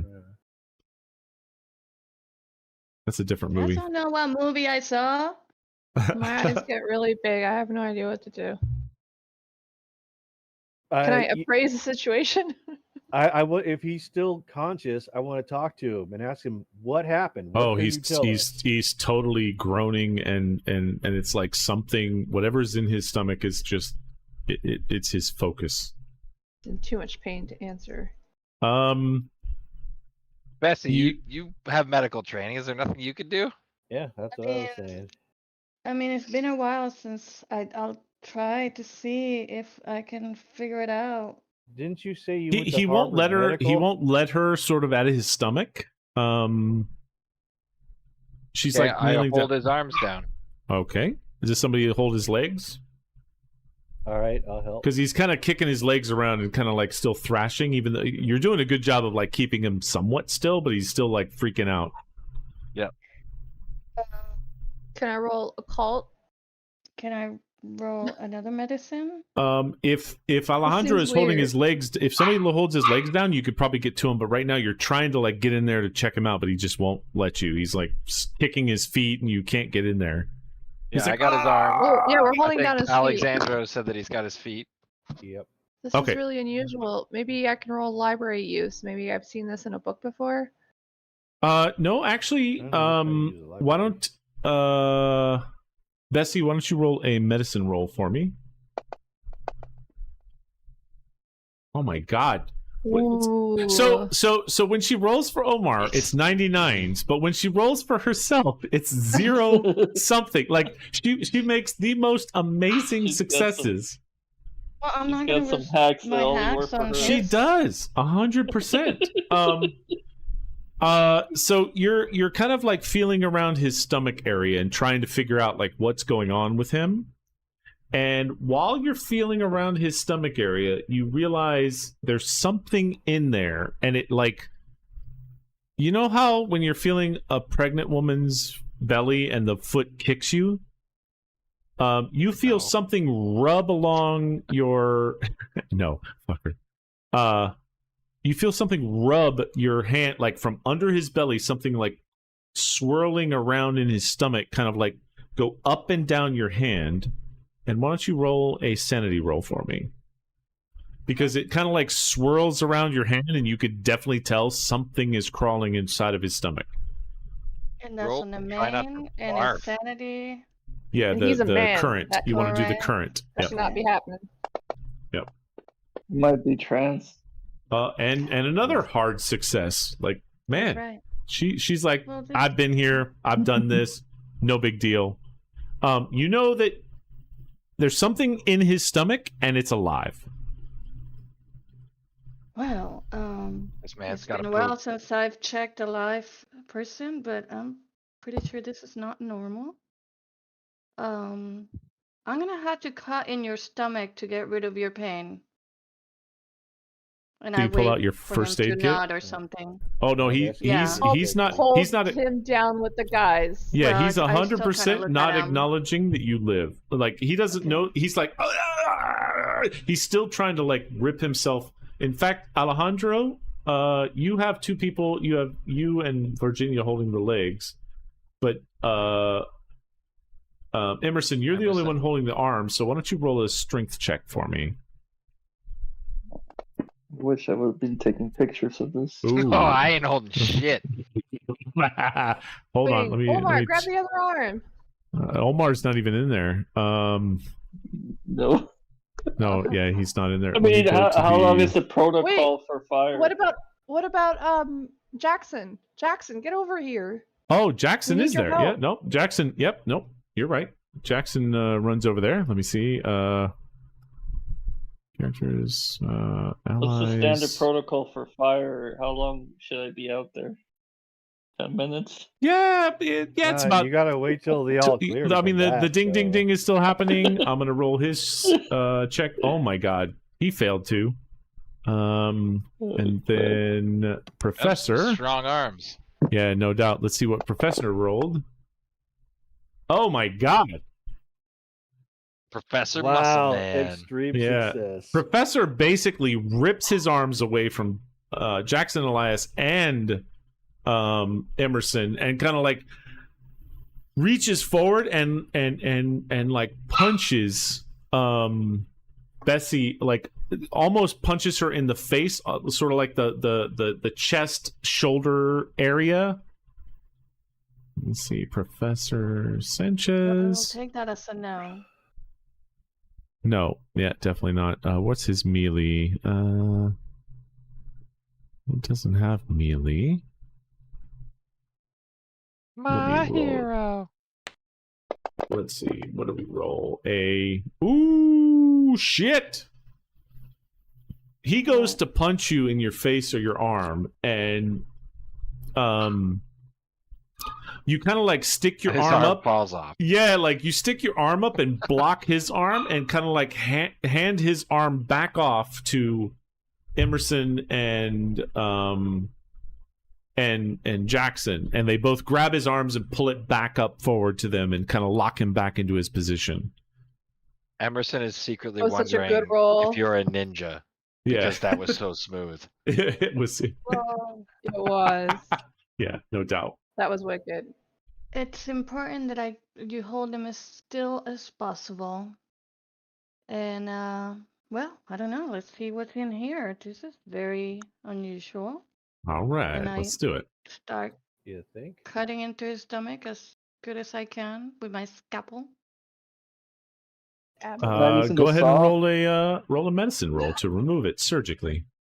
I don't think you want to use a saw on skin. It would just Yeah. tear I it. did not use saw. Yeah, that would be. It's either the saw or the buck Oh. knife. Okay. Man. Oh. Okay. Oh. So okay, you go. I do not You want go. to fail this. You go to cut Uh, into his stomach, and you kind of No, like. no. I'm gonna use my I'm pretty 32.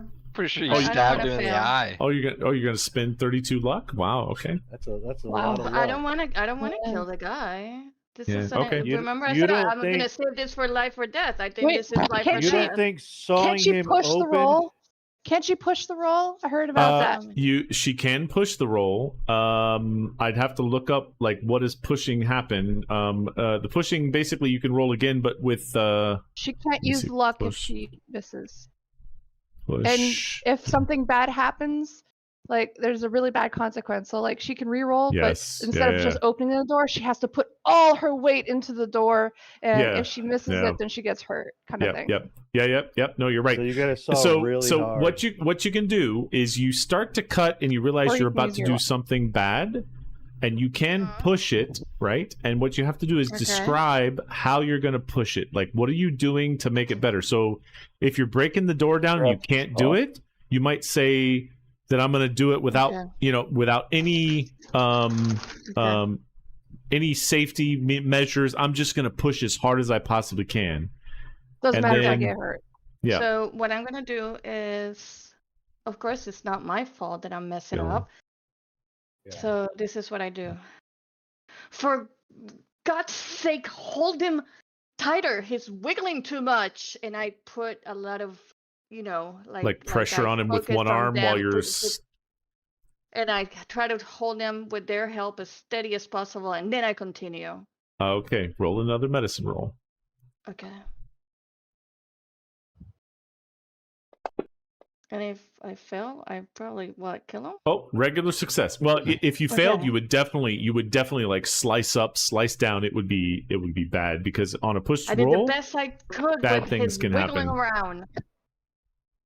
I'll have to read more on the pushing the rolls. I know you can push them. I don't know if they're if you get a disadvantage on the second roll or what happens there. I'll read more on that next time.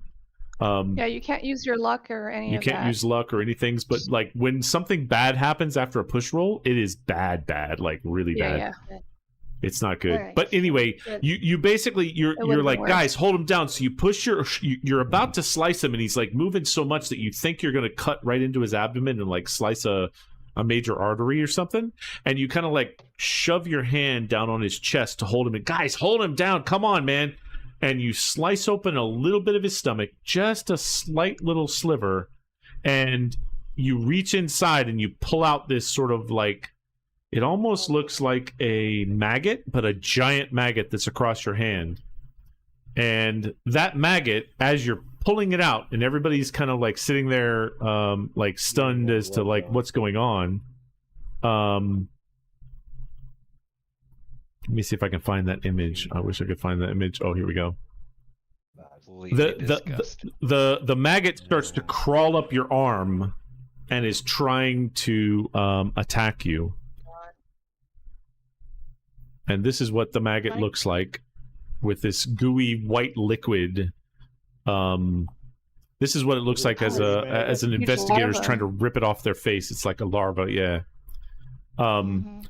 And so Emerson, you get to go first as you see sort of she cuts this thing out of his stomach and he stops writhing. He kind of like just lays down and like he almost passes out like from pain from everything that's happening. Like the professor is just completely unconscious.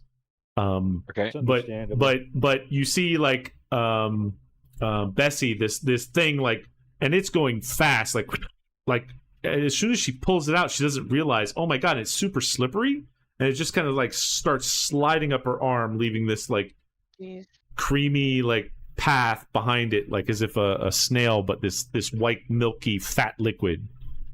You just get weirder and grosser as the game goes on. What do you do, Emerson? Well, I didn't grow this thing. I mean, I'm going to try and grab it, like flick it away. I don't want to actually like grab this thing. It looks disgusting, but I want it to go away. I'm going to try and kick it. There you Okay, go. I don't so want you to touch it, and at least I'm using Okay. a shoe. All right, so Bite yeah, it, go. dude, bite it. Fuck no. Oh yeah, that would be fun. Fucked up, man. What a weirdo. Yeah, that is kind of a weirdo. Go ahead and try and kick it. Do a melee. Like fight? brawl? Or Let me what see. do I It do should for that? be. Let me see. Yeah, fighting Kick? brawl. Yep, fighting brawl is good.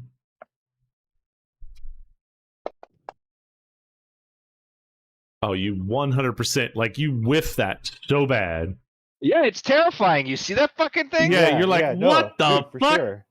Omar, you're not there. Virginia, you're the next one on the Price is Right as you see this thing crawling and sliding up her arm and like getting close to her face. Imagine What's at happening least- to the It's still dude on who her? just had it removed from him? He's out. At least He's at some completely point, unconscious. I would be worried that my friends haven't followed protocol and come out, and I imagine at some point we'll start coming back in.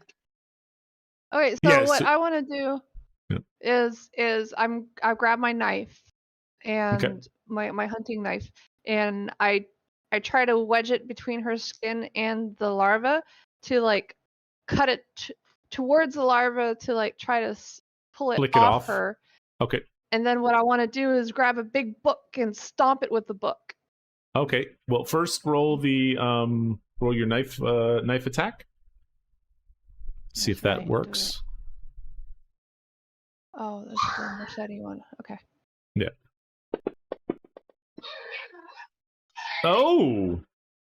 Regular success. You can spend 6 of your luck to make it a hard success. No, I'm just gonna go with the regular success. That sounds pretty good. Okay. I flick it off.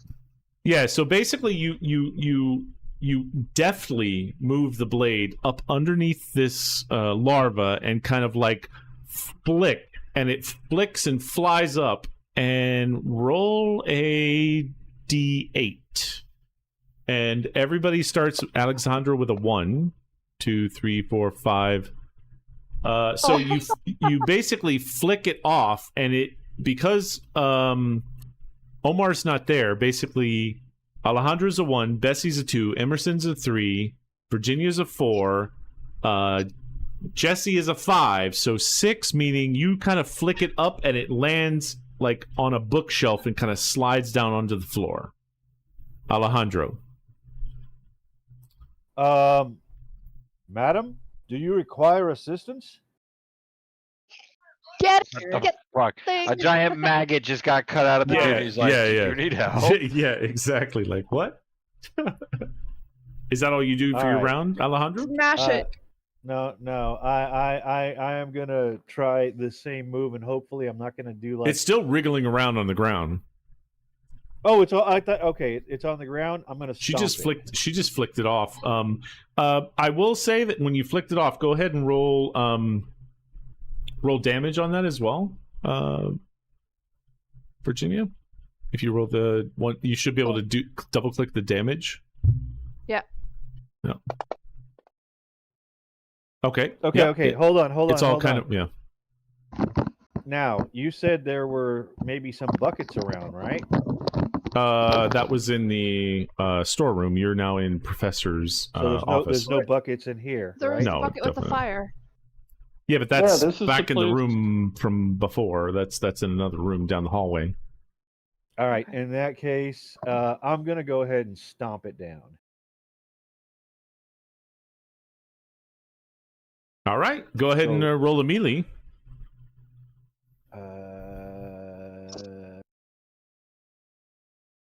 Brawl. Hit points, sanity. Yeah, magic, brawl. luck, It should be on damage. your main sheet. Oh, Yeah, brawl, fighting brawl. brawl. Yeah. Gotcha. Yeah. Oh no. Dodge, armor, DB. It should be on your main. Oh yeah. Okay, I got it. Yep. Here we go. There you go. Oh, totally. Fucking whiff that shit. Bad. It's You'd because have to spend a my lot of your shoes- luck to be able to. My shoes are so polished. They're that you so can't. nice. Yeah. And you also said this thing was slippery, so the coefficient That's of true. viscosity That's true. when they Yeah. meet each other. So I feel like I did step on it, but whew, my foot just slid off it completely, and no damage. Plus Gotcha. now I have to re-clean my shoes. Gotcha. And I kind of, I just shrug and Oh, be shit. like, Oh, "Oh, shit. Oh, yeah, shit. that's the best I can do about that." All right. my Can you shoes. guys see the bad guy? Let me see. Oh, show NPC. There we go. Okay. Can you guys see him on the combat tracker now? Where's the combat tracker? Yeah. In the upper right, under tools, there'll be like 2 swords. If you click on combat tracker, probably you haven't done that before, Cameron. It'll show you sort of everybody's. Right now we're at Bessie. I'll put the spider at Bessie. Sorry, at Alejandro, and he just finished his turn. He didn't attack it. Bessie, it is your turn. I did attack it. The larva is still there. Okay. You see that like Alejandro is trying to stomp it, but he completely 100. It's like zigging to the left, zigging to the right, and it's clearly so greasy. It's slippery as hell. Yeah. Yeah, I'm gonna try to stab it with a knife. All right. Do an attack on it. Okay. With I don't know the what these knife, guys are thinking. That's the percentage that is right next to the knife, correct? Yes, correct. Should be 25. I was thinking I didn't have a knife in my hand, and I didn't want to touch it. Yeah. Make sure that you guys mark. Still. Make sure that. 100% Oh yeah, it. you haven't succeeded, unfortunately. Although. Oh, that's Citra, something we make can sure. Yeah, you level can. Yeah, you can level that up. Okay. Yeah. So make sure you mark that. Yeah. Awesome. Yeah, Bessie like takes her knife out and starts swiping at it, and it just totally like misses her. Because it's And moving. I'm not good at slashing to things that are moving. so the larva is kind of like scooching around, and now Alejandro and Bessie are here, and 1, 2, 3, it's going to be Alejandro. 4, 5, 6, it'll be Bessie. It starts to like leap at Alejandro and kind of jumps on his pants and starts scurrying up the side of him to come eat him. Yeah, gobble him up. Yeah, it's like it's weird. It's and it's super fast. It's like scurrying up your pant leg and like almost at your waist, and you're kind of like, what the fuck, Emerson. Like Slither. I'm not sure I want to touch Alejandro's pants. They're fine pants. Who would want to do that? You know what I'm saying? Well, I kick Alejandro in the pants. All right, do a melee. If you get a really bad roll, you could be kicking him, but that's a fail. Get it off. It's not a critical fail, so you don't hurt him. The foot you kind of like swoosh past it, and it crawls up your leg a little bit. Omar, you show up to the front of the door now because the smoke had died down, and you know where maybe they're in their office, maybe whatever. You started walking in. Everybody else is still staying outside, but you're like, where the fuck is everybody else? And you walk in and you see that there's the professor's on the ground. He's got a huge gaping wound in his stomach, and sort of Bessie's over the stomach, and there's this white slimy larva kind of crawling up the pant leg of Alejandro, and everybody's kind of got their knives out, and it looks like a chaotic scene, to be honest. Alejandro uses this excuse on all the ladies. There was a white slimy slug thing on my pants. Yeah, I had to take them off. I had to. Yeah, that whole. He says a curse word and he looks at Virginia's backpack. And he grabs the golden thing and tries to touch it. Oh, okay. So you whip the golden thing out of Virginia's backpack for some strange reason and unwrap it, and you grab a hold of it, and yeah, you're holding it now. I try to touch the thing with it. Oh, you try to smack the Yeah, because it's a ward. He's seeing if it's His gonna pants, have an effect. though. Yeah, okay, you swing at it. Go ahead and do a fighting brawl. I smack the dude in the nuts. Yeah. Watch him Yeah. like. Oh, that would be amazing. Priceless. A 25-pound gold bar right between his ball sack. Good thing gold is soft. Yeah, well, It's it is. not It is. softer Not than my as soft as he is. testicles. It's not that soft. Yeah. I'm not trying to swing. I'm not necessarily trying to swing at it. I'm literally just trying to touch it. That Okay. makes a difference. Yeah, no, it totally does make a difference. Crazy. Yeah, you're just kind of like trying to reach over and touch it. Go ahead. Roll a With the brawl. golden Touch him. thing. Yeah, just wants yeah, to yeah. touch it. Roll a brawl. Touch him. Just touch him. Just touch him and touch Yep. the doll where the. Oh, that that would means be Mayana, you got to you. roll it.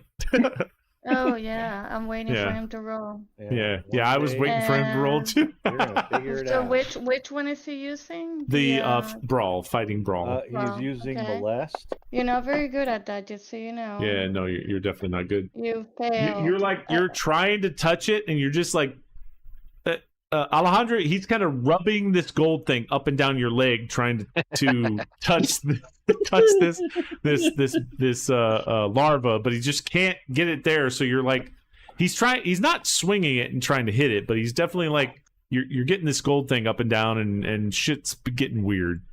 Virginia. Sir, I don't feel like this is appropriate at this time. That's appropriate at this time. I don't What's know if funny we have is that there's much a whole time to bunch of talk. Like if this thing's that He fast. looks at this Exactly. thing again like, I'm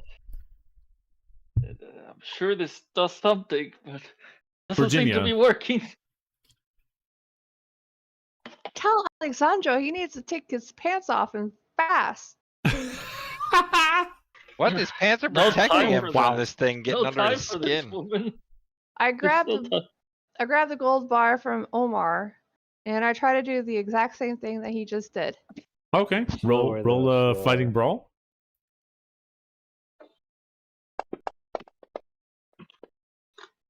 Oh no, yeah, you're not that's not happening. Alejandro, you've got this thing crawling up your leg. All right. So yeah, I'm taking my pants off. I mean, they're my good church pants. I really like these. But yeah, I'm gonna get my pants off, and I'm gonna try to, as I'm pulling them off, try to wrap the thing up in them and keep it on. Okay, Keep roll them a inside my fighting pants. brawl. Yeah. Roll a fighting brawl roll. Okay.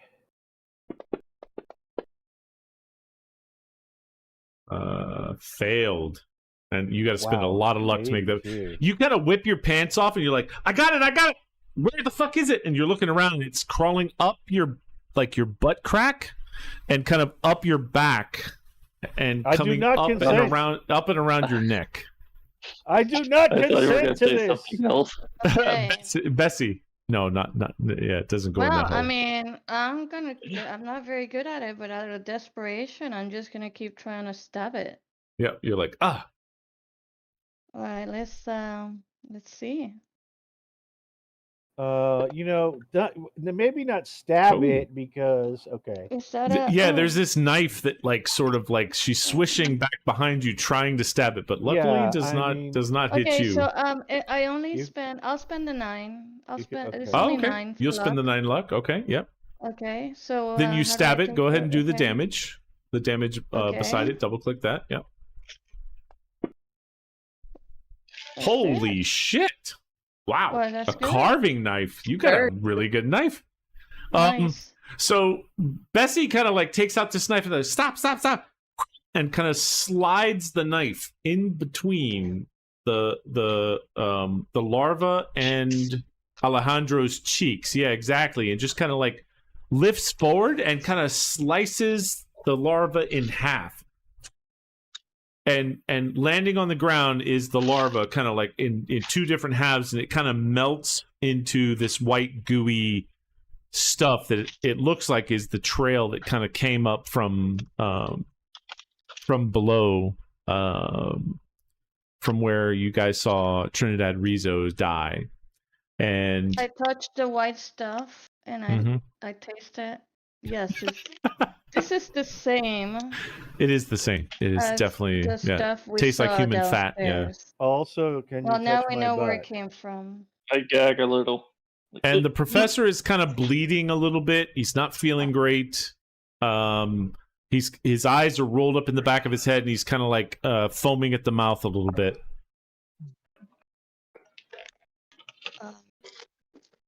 We really should take him to a real live people doctor.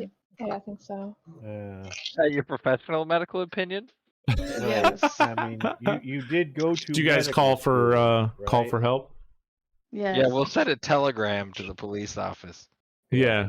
Yeah, you guys are like, help, and sort of like the fire dies down, the fire kind of craze dies down. People come in, the medical people come in, they put them on a stretcher, they take them out, and they're kind of like asking you guys questions about.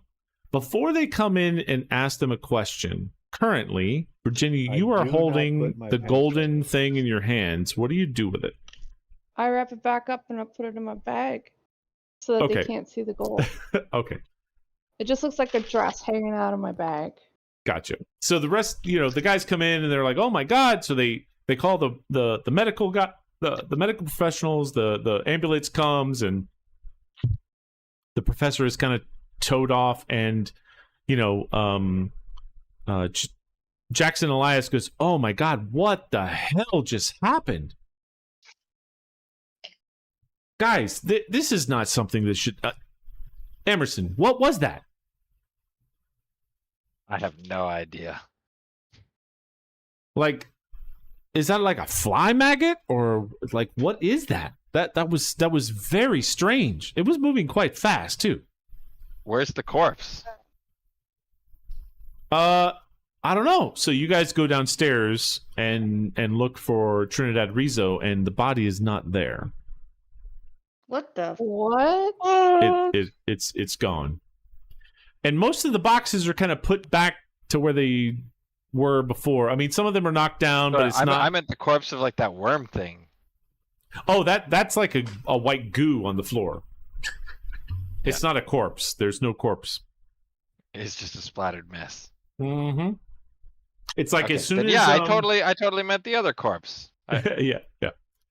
It's like as soon as Bessie kind of sliced it up the center, it just kind of like fell on the ground. Just I don't know. It just disintegrated or fell apart into this like fatty substance.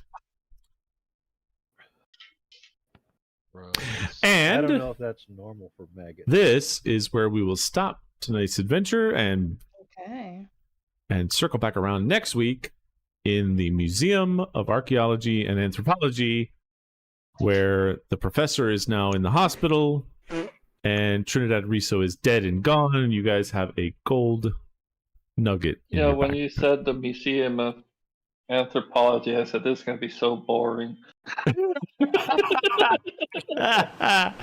Oh yeah, and it did not. It wasn't too boring. Shit happened. No, it was just a larva. Wait till we get to the good stuff. Exactly. That was so Thank you all gross. for joining the Love this stream. stuff. Have a good one.